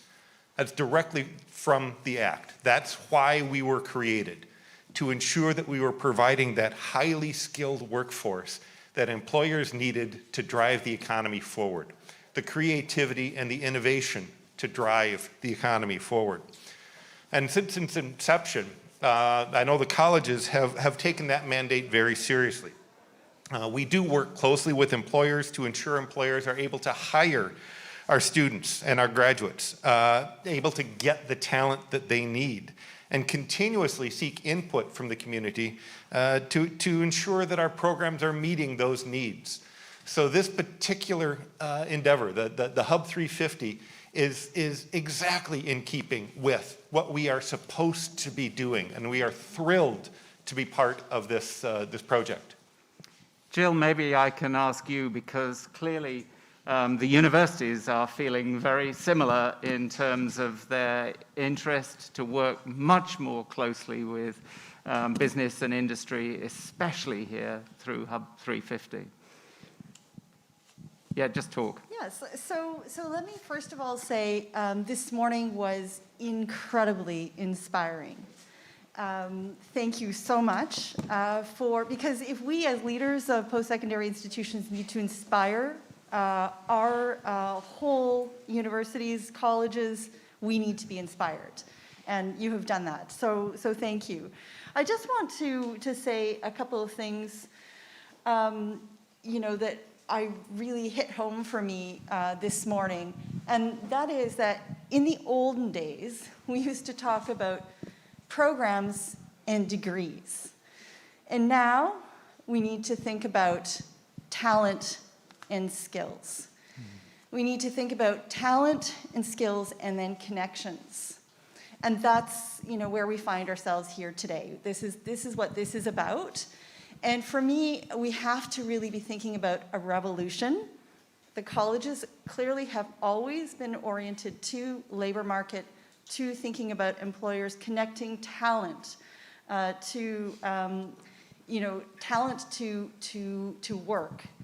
And so for us, as a research-intensive institution, we do $380 million of research. How much of that can we now do with industry directly? So talent, skills, connections, and working directly with employers and industry to understand what is next. Jerry, I was struck as we listened to the speakers this morning talk about the struggles of both moving to work remotely and then the debate about how does that play out in the longer term, and realized that colleges and universities are going through exactly the same kind of debate. Do you have any sense about where and how that's going to work out for Carlton? You're good. Wow, you want me to gaze into the crystal ball and see what post-pandemic looks like. We do have a number of really bright people looking at that, but what we've learned, I hope we're going to carry forward. I think we've known for a long time that standing up on a stage and talking at 300 students is just not the way to go. And we've learned through the reticence of our faculty who said, oh no, the only quality way of teaching is to do that, is that they realized, no, actually you can do quite a lot online, and you can do it better than you would do in the classical face-to-face. So I think what we're going to learn is, let's put our efforts where they really have the most effect. Some things, like fact transition, are really better transmitted online. Giving us, freeing up resources so that we could spend the time in smaller groups with face-to-face interaction, working in groups across disciplines, with industry, with our partners on the outside, spending that time where it's really most useful. And I'm hoping that that's where we're going to land. But it's going to be just like for all of you, it's a transition. I don't know what you're facing right now, but getting people back in the winter is somewhat of a challenge. And we're faced with people all over the map as to who wants to stay home, who wants to come in, how often they want to come in. So it's a really, I think, an exciting time to be alive, exciting time to be in an academic institution. And I think what we can learn out here by engaging more closely with our industrial partners, particularly out here in the high-tech sector, I think is very exciting, which is why, one of the reasons that we've located ourselves right in this, this building, and we're looking forward to interacting with all of these folks here. Thank you. Lynn, of course, there's a limit to what you can learn online when what we're trying to do is to train people with the competencies that are needed for entry level. How is that working out for you at La Cité? That's an excellent question, because when we look at what Chris read with what the purpose of colleges are, it's applied. It's applied technology and arts.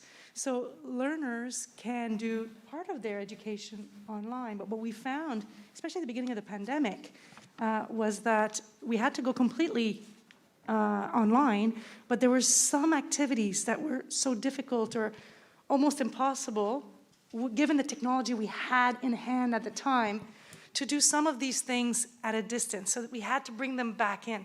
So what I found really interesting, what Jerry was saying, is that what we have learned, even though we've gone really quickly towards maximizing what we do have in terms of technology right now, is we're starting to learn which types of activities is best suited for which type of delivery. Mm-hmm. And then we need to parcel these things out so we can offer our students the best pedagogical experience, but also the best flexibility for what they need, and quickly as well. So if we look at the different things that we've been looking at in terms of the crystal ball, we've looked at, you've got your face-to-face, so we know what we can do in the face-to-face. Then we've got the hybrid stuff. So if you have a teacher that's teaching, or a faculty member that's teaching completely online, the pedagogy and the experience of the learner is different than if you're doing it in a high-flex situation. If you're doing it in a high-flex situation, you've got some learners that are at a distance, some learners that are there in the classroom. Some of them will maybe listen to the recording later on. The experience that they're having and the way the faculty member sets up the learning activities are different in that situation as well. So there's a space for all these things, but we need to use them now with more discernment, I would say. Whereas before it's like, oh, it's all face-to-face, or it's all online. Now we're having to use our crystal ball, but also the data that we've been collecting and the feedback we've been receiving in order to maximize each one of these delivery methods and start using even some of the technology that's coming in that could help us do some of this stuff from a distance perspective. Because there's a lot of online simulation stuff that, you know, in a very fast way we couldn't get our hands on quickly enough, but now we're exploring maybe we can bring some of these things on board and allow access to education to an even broader group of people. And what we found is that we actually have individuals accessing education right now that wouldn't have had we not done this switch to distance education as quickly as we did, even if we have face-to-face for the labs, for the hands-on experience, we have actually made it more accessible. And we need to capture that, keep that, build on it, and continue in that route. So we've had a huge change in the post-secondary realm, I would say. It is an incredibly exciting time to be in education. Things are changing rapidly. Academia as a whole has never had a strong reputation for changing on a dime. We're a bit of a juggernaut, and it takes a lot to get us to change direction. Well, the pandemic was a lot. Many things are changing, and we will never go back to the way things were before the pandemic. We have learned too much. We've come too far. Lynn's made some excellent points about different ways of teaching that have opened access to other individuals. The flexibility that's available to us now that wasn't 2 years ago is incredible. And I mean, it has resonance with some of the things we heard earlier on, because here is a huge market for improving the kind of technologies and interactions, and that's only going to come with this kind of event, this kind of partnership, and it's exactly what I think we're hoping out of Hub350. And Jim, maybe you can just talk a little bit about why would Queens come all the way here to be part of Hub350. I know it's part of Hub350's bigger plan to create a national and even international network of research and collaboration. But it's brave of Queens to come even up the road to Ottawa. Well, thank you, and we're very pleased to be part of this. Our interactions and collaborations in Ottawa actually date back fairly extensively. We're pleased to have partnerships with groups like LSpark and Invest Ottawa, where we've been supporting research and innovation for quite some time. So it's a logical extension where the office I work for, called Queen's Partnerships and Innovation, is really about supporting the research franchise regionally, provincially, nationally, and internationally to put programs in place to support the mobilization of that knowledge from researchers, students, or staff to bring those technologies out into the marketplace for the public benefit. I think that's a lot of the goals for most of our post-secondary, if not all post-secondary colleagues. And a place like Hub350, to me, is the perfect coalescence of talent, industry experts, financial advisors, up-and-coming researchers, and industry leaders to interact with the talent and researchers that are coming out of our institutions to show them what success looks like, to show them where the goalposts are. We use a mantra in our office. Our office is really all about minimizing friction and maximizing collisions. And a place like this, if you get some talent that can get some mentoring from leadership, I think the world will be their oyster, and I think great things can be built.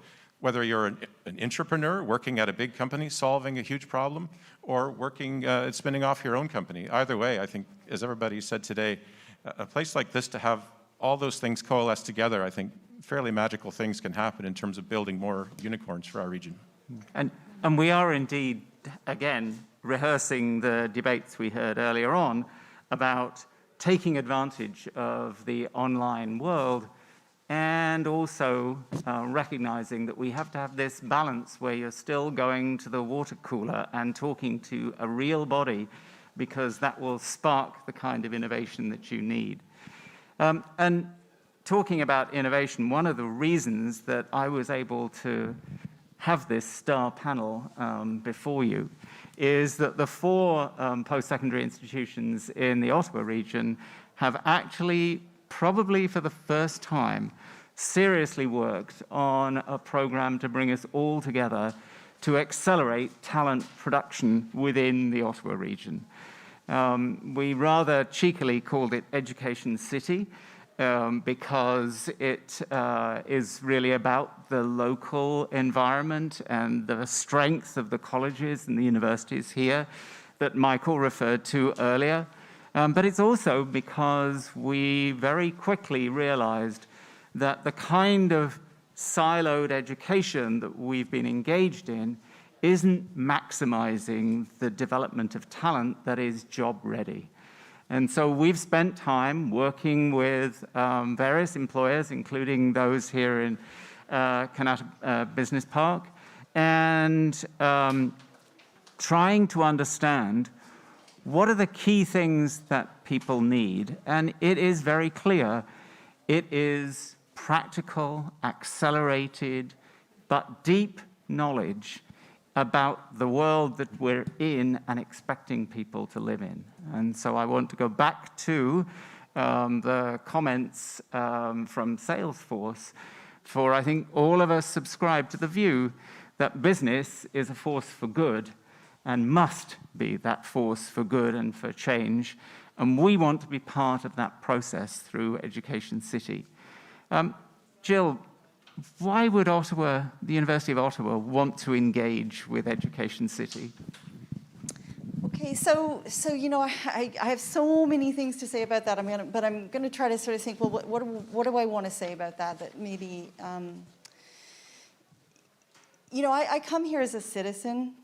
Certainly, I am an administrator at one of the institutions. But what I think about is, what kind of a world is it that we need? What kind of a world do I want to live in? What kind of a world do we want to leave for future generations? And I think that's a world where we think about beyond, you know, beyond the borders of our institution and what is really needed, what's next. And I think that is the collaboration that we've built here. We know that we've talked for a long time about, you know, using all of the strengths of our institutions, and we have done very little, apart from small individual bilateral partnerships. We haven't leveraged that system. And so I think that what we have right now is the kernel of something much, much bigger. But if I can, I want to just connect this to the whole question of skills. And one of the things that we know is that it's, you know, we can't think about experiential learning or, you know, some sort of deeply embedded experience with an employer as an add-on. It has to be integrated at the ground floor, because it is in those interactions that we build those metacognitive skills that are so difficult to teach in a classroom. Skills like self-regulation and self-efficacy, that feeling of being able to do things, and to really understand, well, what does it mean to work in a professional environment and to really have real-world problems to solve? So what I think is magnificent about this program is that we are going to be connecting young learners at a very early stage, you know, from day one, you know, with employers in real-world settings, so they can bring that back to their learning and be highly motivated. One of the things we know that was so challenging for students in the pandemic is being isolated and not having a sense of a connection to what they were doing and why they were doing that. Education City is the answer. Yes, Jerry. I think this is a really, really, really exciting program, because it's not often that we have the opportunity to build something from the ground up. To not look at, okay, let's change this course, let's tweak this course, let's do this. No, let's look holistically at this whole program, this new BBA. We have a history of collaboration. We have joint programs with Algonquin. All of our graduate programs in science and engineering are joint with U of O. We've been working together as well. But I think coming together fundamentally and jointly, pulling on the strengths that you talked about, Chris, in the founding of the colleges of applied arts and technology, really gives us, I think, a whole new perspective on how we really should be using technology that we have in a way that addresses the needs of a whole lot of the folks in this room who are desperate for talent, the students who want to get this right set of skills, who want to get the experience while they're learning, who are ready to go and meet those challenges. And so we're really excited about launching this program in collaboration with many of the folks that are here, using this space, I think, as well, and the other spaces that we have out here in Canada North, to do something that's really exciting. And I think, Alistair, as you know, other universities in Ontario and in the rest of Canada are looking very closely at what we're doing for the kinds of successes that we could have here. Maybe we could translate it into new and exciting things elsewhere as well. So themes that I think you've heard are, first of all, deep connection with the business and industries that we are producing the talent for. that we are maximizing the amount of contact and interaction in business, both as a motivation, but also as a clear step in learning about the process of the businesses that the students will eventually end up in. And we are focusing very much on development of the whole individual.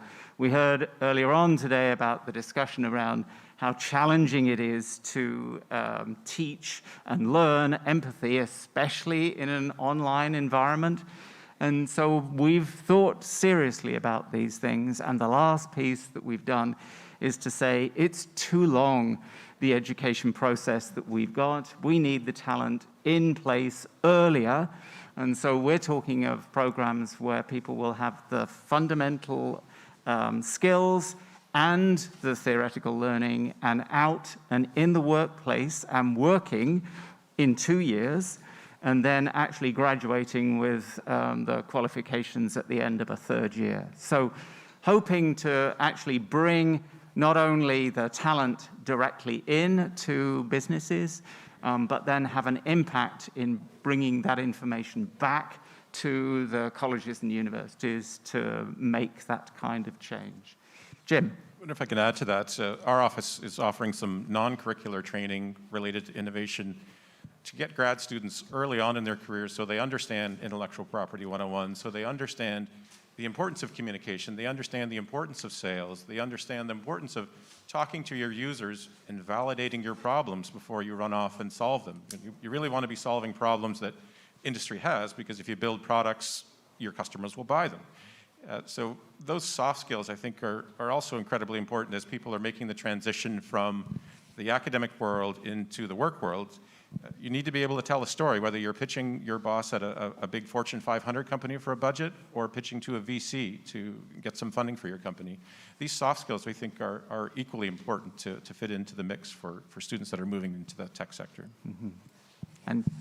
And clearly one of the things that we have heard and are keen to respond to is the massive expectation around the increase in the number of employees and the number that are going to need to be within that software development, software design, software management capacity to be able to really fill some of those 2,000 jobs a year that are predicted to come forward. Chris. Yeah, and just to add on some of the comments of my colleagues, really the Education City is a recognition that it takes a community to provide that skilled workforce. And the ability of the 4 institutions in Ottawa to work together, we realized that we could do something better than if we tried to each do this individually. But it also is a direct recognition that the employers need to be involved in the education. Not just telling us, okay, here's the skill sets we need, but recognizing you have a role to play in the education itself.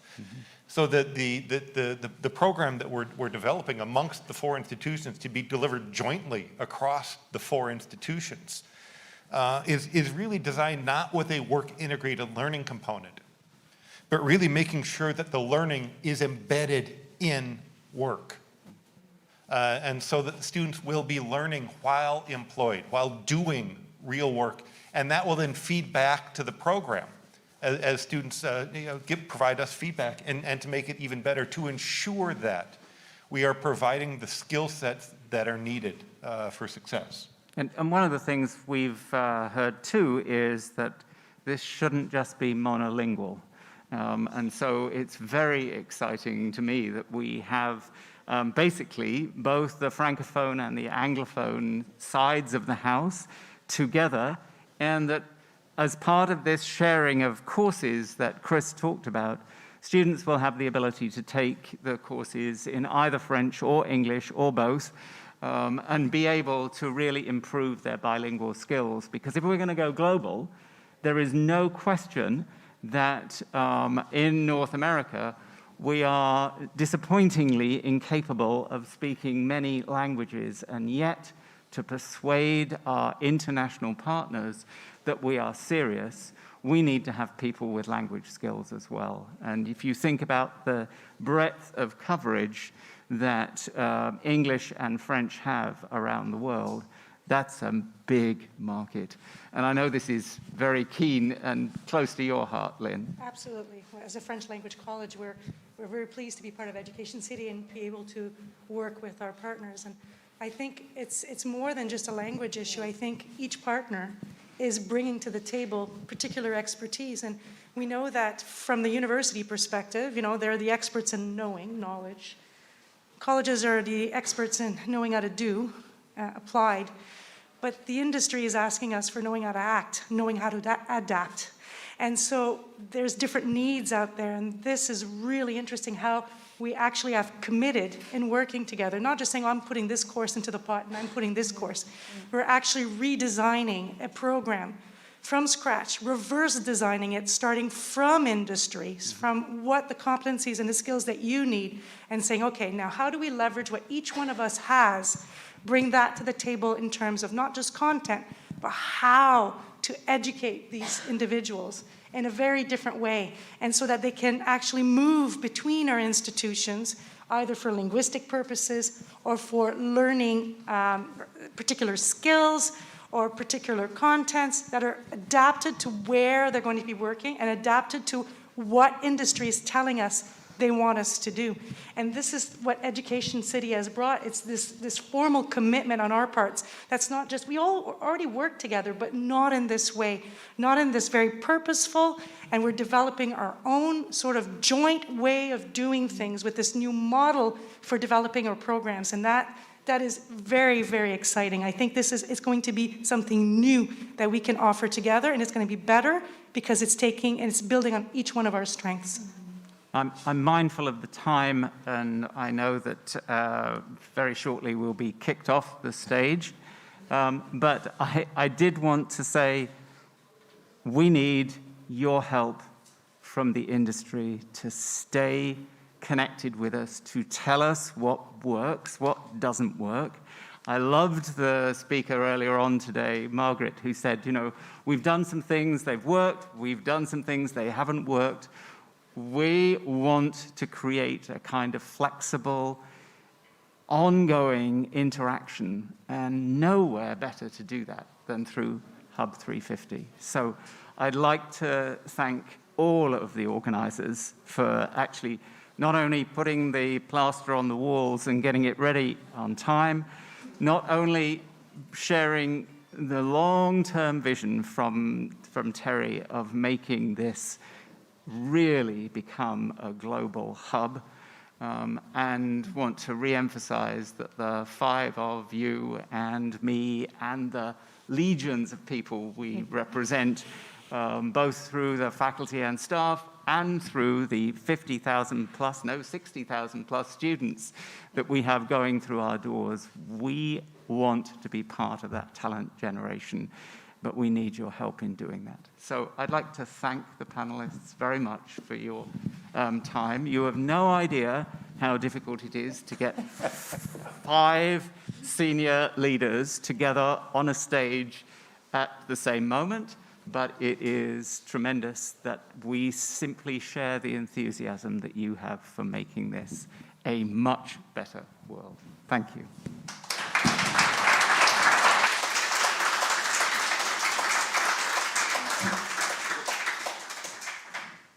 Thank you all very much for that. As a father of 2 university students, I think that desire to evolve learning is quite wonderful to hear. And as Alistair said, I wonder in how many Canadian cities could you have 3 universities and 2 colleges on a single stage speaking from the same, or singing from the same songbook, as they say. So I think that is wonderful. And of course, what also is wonderful is to have all of these post-secondary so integrated in Hub350 and the larger vision for Knba to help solve those talent issues. So I think it's wonderful. And Jim, I'm going to remember what you said, reduce friction and maximize collision. That sounds like a recipe for innovation. So we're now going to move to our final component of this morning, and this is our keynote. As Terry indicated, 5G represents the most significant new advances in communication technologies to date, making the 5G innovation zone ideal for conceptualizing, developing, testing, and now commercializing 5G. Here to speak with us about the power of 5G in driving Canadian innovation, we are honored to have Ibrahim Gideon, one of the telecommunication industry's eminent thought leaders, and we are proud to say he has roots right here in Canada at both Mitel and Nortel. By combining insight and skill as an applied scientist with light-hearted approach to leadership, I like that part, Ibrahim is now Chief Technology Officer for Telus, where he's responsible for all technology development and strategy. Please welcome Ibrahim Gideon.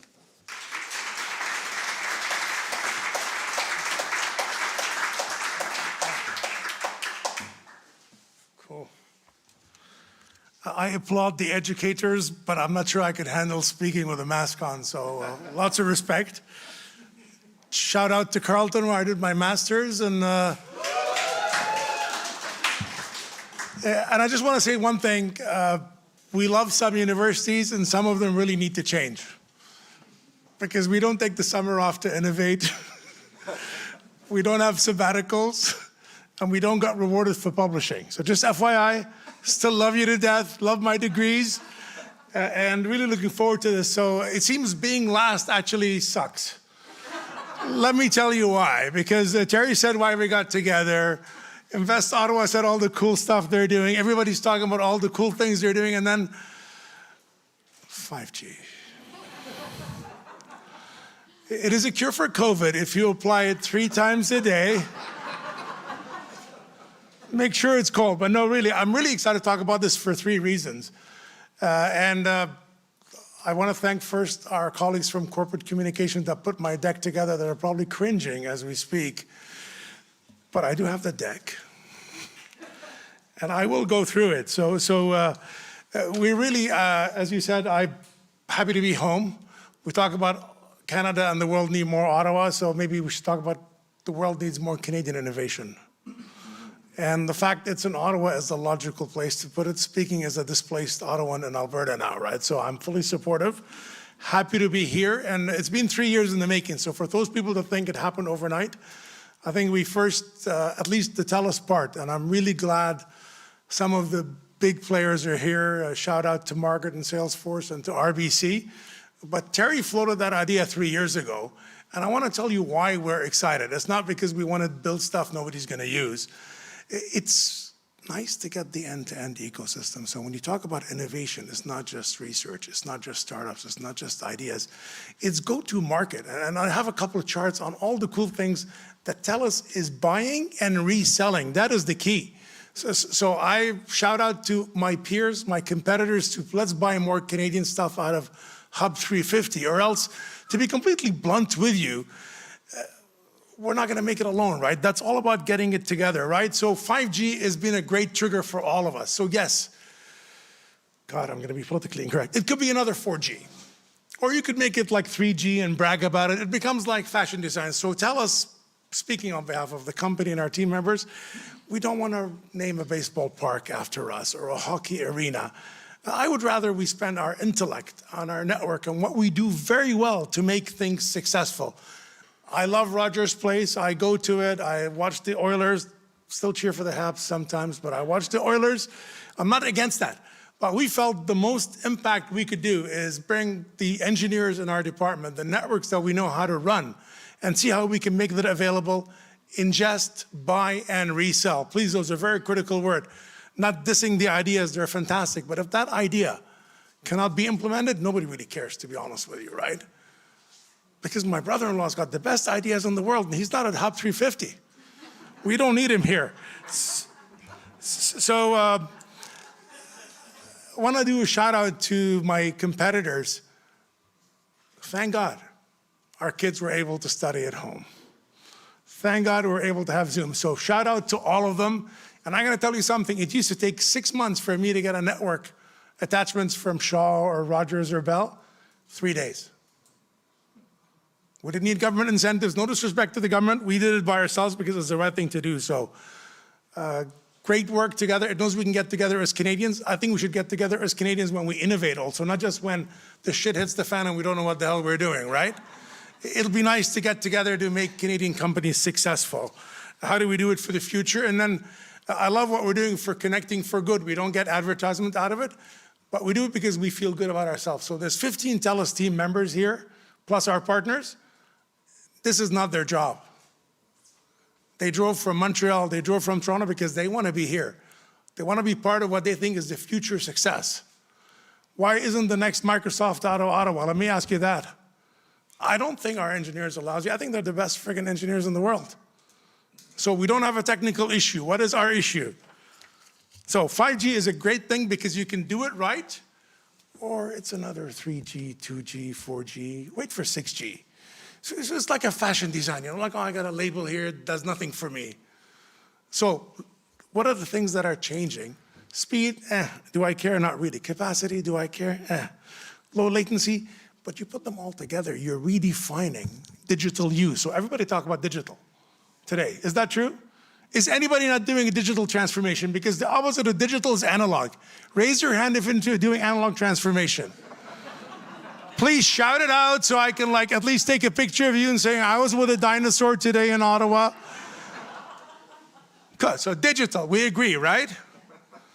Who's anti-cloud? Because it's like anti-vaccine, anti-cloud, okay, so I want anti-clouder there. So these things are happening around us. So either we embrace them and do them right with the right infrastructure, and you need not just the network, you need the software, you need the permissions, you need things to go on top, or we can screw it up and it's another G. So we're hoping, because we are one player out of all these wonderful players, that we're doing it right. And we've got our technical people. It's not just money, because anybody can throw money. Is it called Hub350 Telus? It's our hub. It's not my hub. So we need to do it right. We need to look at all the industry verticals, and that's what we're trying to enable, right? And I've mentioned a few things like connected vehicles, and I love the Microsoft movie, but so there's a little town called Beaumont outside Edmonton, and they have the world's first autonomous vehicle, or Canadian's first autonomous vehicle. It moves 25 meters forward, and then 25 meters backward. So the mayor, God forgive me, because the mother of my child lives there, so I don't want to cause grief for my son going to school, but the mayor says, Ibrahim, we got to make a big press release. I'm saying, can we make it go 26 meters? Because that 25 meters is just a bit too much. So we don't want to prove technology for the sake of technology first. That's passé. You guys can talk to me and Terry over wine about Oaknet. We've done that 30 years ago. We need to take an idea into a concept, into revenue generating. Not for Telus, like believe me, like these companies, we love them, but they're not gonna make a big dent into our corporate line, but it does make a big dent for them and provides a big push. So that's what we need to do. Telehealth is great. Industry 4.0, there's a couple of demos there. Like you're gonna love to see what we're doing there on how we link things together. And by the way, I think the power of what we're doing here, not just as Telus, as Hub350, is not that Telus runs it. We're all coming together to aggregate what is an end-to-end meaningful, thoughtful outcome solution that somebody will pay for. I know it looks dirty. A lot of the academics saying, oh my God, how impure he is. We're gonna take his PhD back. He's talking about things like making money. I'm really sorry, it is true. Unless not least, we're gonna work on smart cities because the stupid cities we're leaving to our competitors. So you're not gonna get there without collaborating. And I think, and there's three things that are needed, and people hate it when I say that. The chemistry of the people collaborating is critical. Because you're doing stuff nobody's done. It's not cookie cutter. So if you can't get along with whoever they are and as great as they are in their jobs, please leave. You need an end-to-end ecosystem. Like I was talking with Margaret and my colleagues from Salesforce yesterday. I said, what is the cool stuff that you guys have, that we have, that the startups can feed into, right? We gotta think like that. Or else really all we're doing is we're getting a couple of press releases, and I took some really cool pictures with some friends and partners, right? And in the end, I think we need metrics for this. I don't know what you guys like. We haven't talked about metrics yet. I think it should be sustainable intellectual wealth for the region in Canada. And then I can talk about the farm team. Yes, we're running out of engineers. I cannot afford to give an engineer $110,000 starting salary in the US, which is my partner Google gives to them, right? So we got to compete because we do things a bit differently. And I know I'm between lunchtime and we ran late, but I love the educational panel, and I'm glad we're changing how we're doing things. But still, the summer break pisses the hell out of me because I had a project with U of A, and they said, we'll talk to you in September. And I said, Jesus Christ. Like, I talked to you in May. If I'm going to talk to you in September, I forgot what I talked about. So if you guys are hoping to pick up the innovation and all the cool shit we're doing in September, I'm going to break the news to you. I really would need a refresher. So I probably need a course from September till October to remember, and then we can talk in November. Oof, hold on. Christmas is a big thing in universities. We will need to circle back in February, but then it's March break. Oh my God, like, thank God for friggin' COVID, I tell you, because now I talk to the people I work with academic institutions 24/7. They're at home. Still love you guys. So I want to talk a bit about what we're doing here. And you do not see an IBM here. You do not see a Microsoft here, not a Cisco, Juniper. These are actually companies that our partners will help make successful. And I want to thank all the CEOs and the CTOs and our team who worked together with Wesley Clover's team to actually make these demos happen. There's some pretty cool stuff. And actually I have a formal brief and I went through all the demos, but I'd like you to go visit all of them. But all of them actually can be done with any technology, but what 5G does is it makes them viable. So this is what we're saying. Do you guys remember the old days when you can get your voicemail on email? It was very expensive. Now you never think about it. This is what 5G's done. It's taken a whole spectrum of services that would be very expensive, very custom, and made them available. The telehealth example with TeleView, oh my God.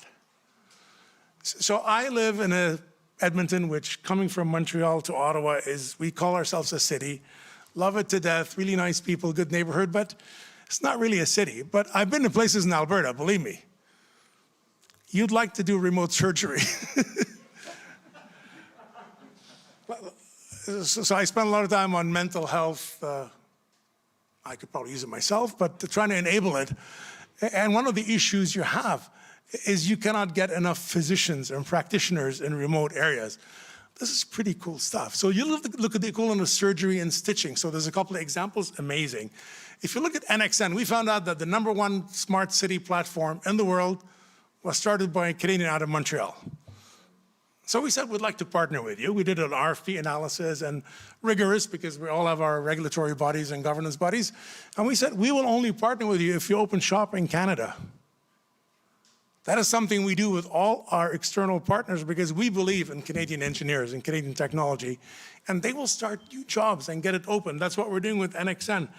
Air Market, you guys, I saw the pictures of Premier Ford, and I thought he was going to crash the drone, by the way, personally speaking, but it was pretty sexy. I think if you think of all the stuff that Jeff Bezos talked about, do we want to be part of making money from Jeff Bezos or just consuming his stuff? You tell me, how do you guys view yourself? Do we have enough brain power to be part of that making money equation or sustainable wealth equation, or do we just want to wait for Amazon to make 10 cents off your dollar? I don't know about you, but I know where I stand. So if you look at what Air Market's doing, they're mapping the airwaves. Think about it, it's NAV Canada for drones. Without the people, we gotta be efficient. So I love what we're doing. I like what we've done also with a couple of companies outside Canada, right? So you take a look at the demos. I'm not going to spend time on them. I know we're running behind, but I want to make up because I love the academic discussions with the institutions, especially the Carlton uniforms. I'd love, after so many years of spending time at Carlton, I'd like a shirt with a logo on it, please. Like I think I'm due to that. But I want to end off on one thought. A lot of us grew up seeing things like Newbridge being sold, Northall going down, BlackBerry not existing. I want to tell you something. I was meeting with Terry once over beers, and I'm going to tear up now because I am an emotional guy. We were talking about how to do a demo for video. Oof, it was very sexy, by the way, then. Like, people said, oh my God, video. Look at these friggin' dreamers in Ottawa, like video. So I was sitting with Terry, and then it hit me. You had the #1 and #2 players in the world in the area having a beer here. Do we want that again? Thank you.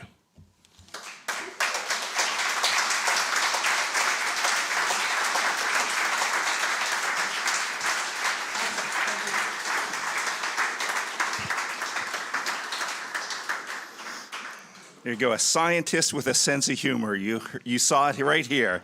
And a vision, though, and a vision to have those beers right here. So, and by the way, we will be showing some of those 5G demonstrations this afternoon as part of the tours. So very appropriately, the final word goes to Jamie Patton.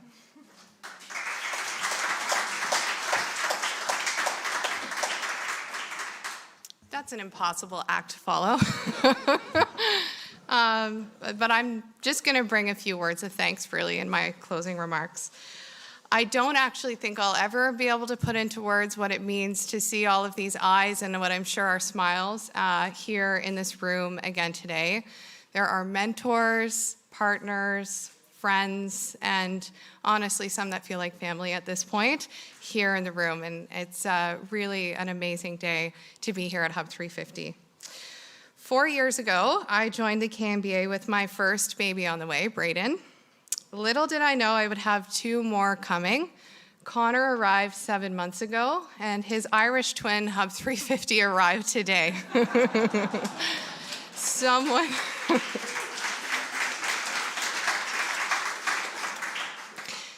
asked me if Connor's sleeping through the night. I said, yes, absolutely. However, this baby has been keeping me up more than I had anticipated.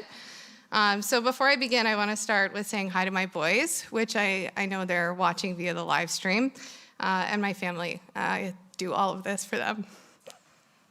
So I've been reflecting on this journey, and the piece that I think has resonated the most is the fact that it takes a village and a community to raise a family and to raise a startup. Hub350 has been Knba's startup. It's been our technology park startup. From the seed of an idea through to the successful execution of opening the doors today, I can say with confidence this day would not have happened with a number of partners pulling their weight and joining us along this journey. The world-class teams at KRP and Linebox are truly miracle workers. The paint is still drying. But this meticulously designed space, it speaks volumes to the community we wish to create in the future, a vibrant, dare I say, cool, and connected community.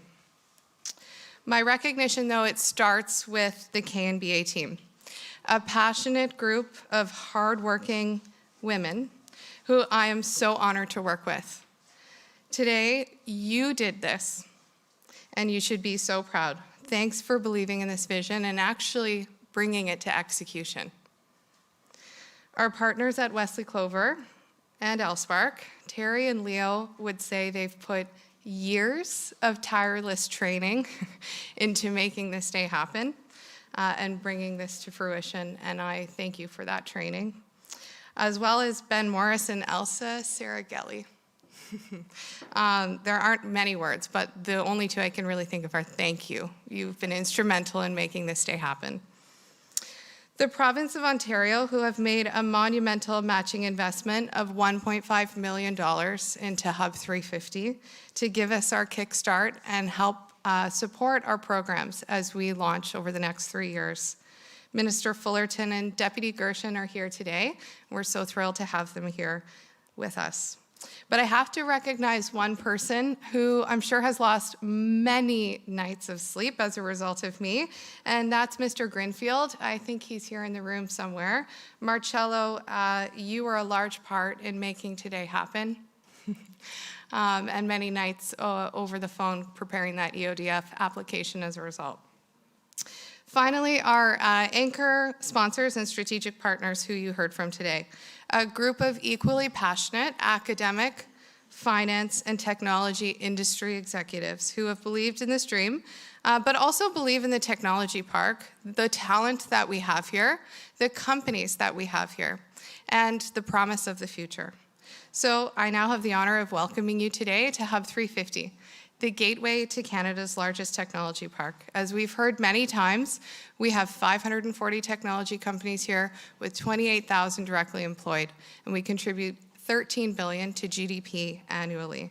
Companies in the park range from early stage startups to large multinationals, developing a broad range of technology solutions, most specifically in the connectivity and 5G space.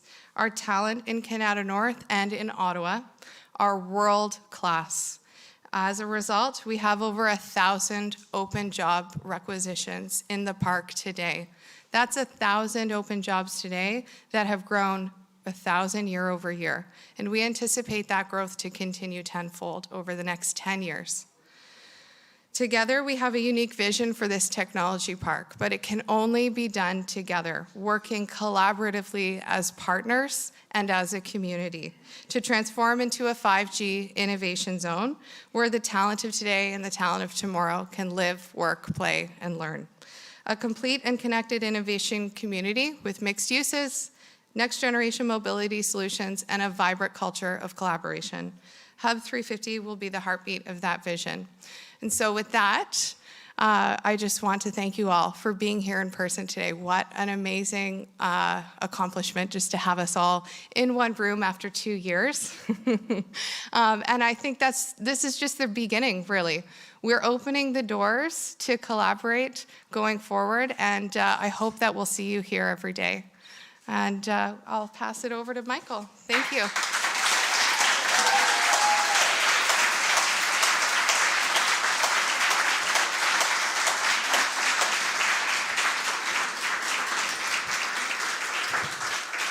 It's a hearty round of applause. I hope you appreciated that, Jamie, for all your hard work.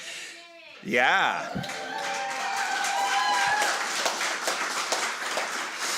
So that's the end of the conference portion of today. Some thank yous and instructions, and then you eat. So the thank yous certainly go to our anchor partners at Hub350, Telus, RBC, Salesforce, our post-secondary partners at Queens, U of O, Carlton, Algonquin College. Also like to thank the 350 executive partners, Mitel, Wesley, Clover, Education City, and Arlington Group.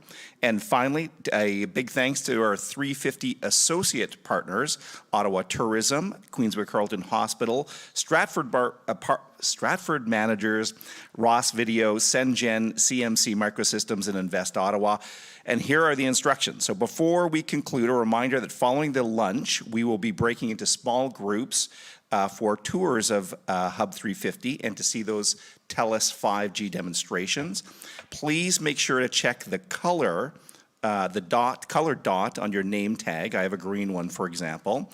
And you can use the, all right, shout out for green dots. I don't know what that means, but I'm all for green dots. The QR code will give you access to a program schedule. So here are the meeting tour places now, and if you don't catch this, just talk to someone, one of Jamie's staff here. If you're a blue dot, you're going to the Digital Media Lab. If you're a red dot, you're going in the hallway right here to visit the company exhibits. If you are a green, yellow, or purple group, we'll see you all the colors in the hallway outside the Telus demo room. So I guess that's over there. And the black group will meet right here inside the finance quarter. Please proceed to your group designation, designed location at 12:55 as tours start promptly at 1. Unsure where to meet, just go ask Jamie. We'll keep it that simple. So thank you very much for your patience, your time. Let's go Hub350.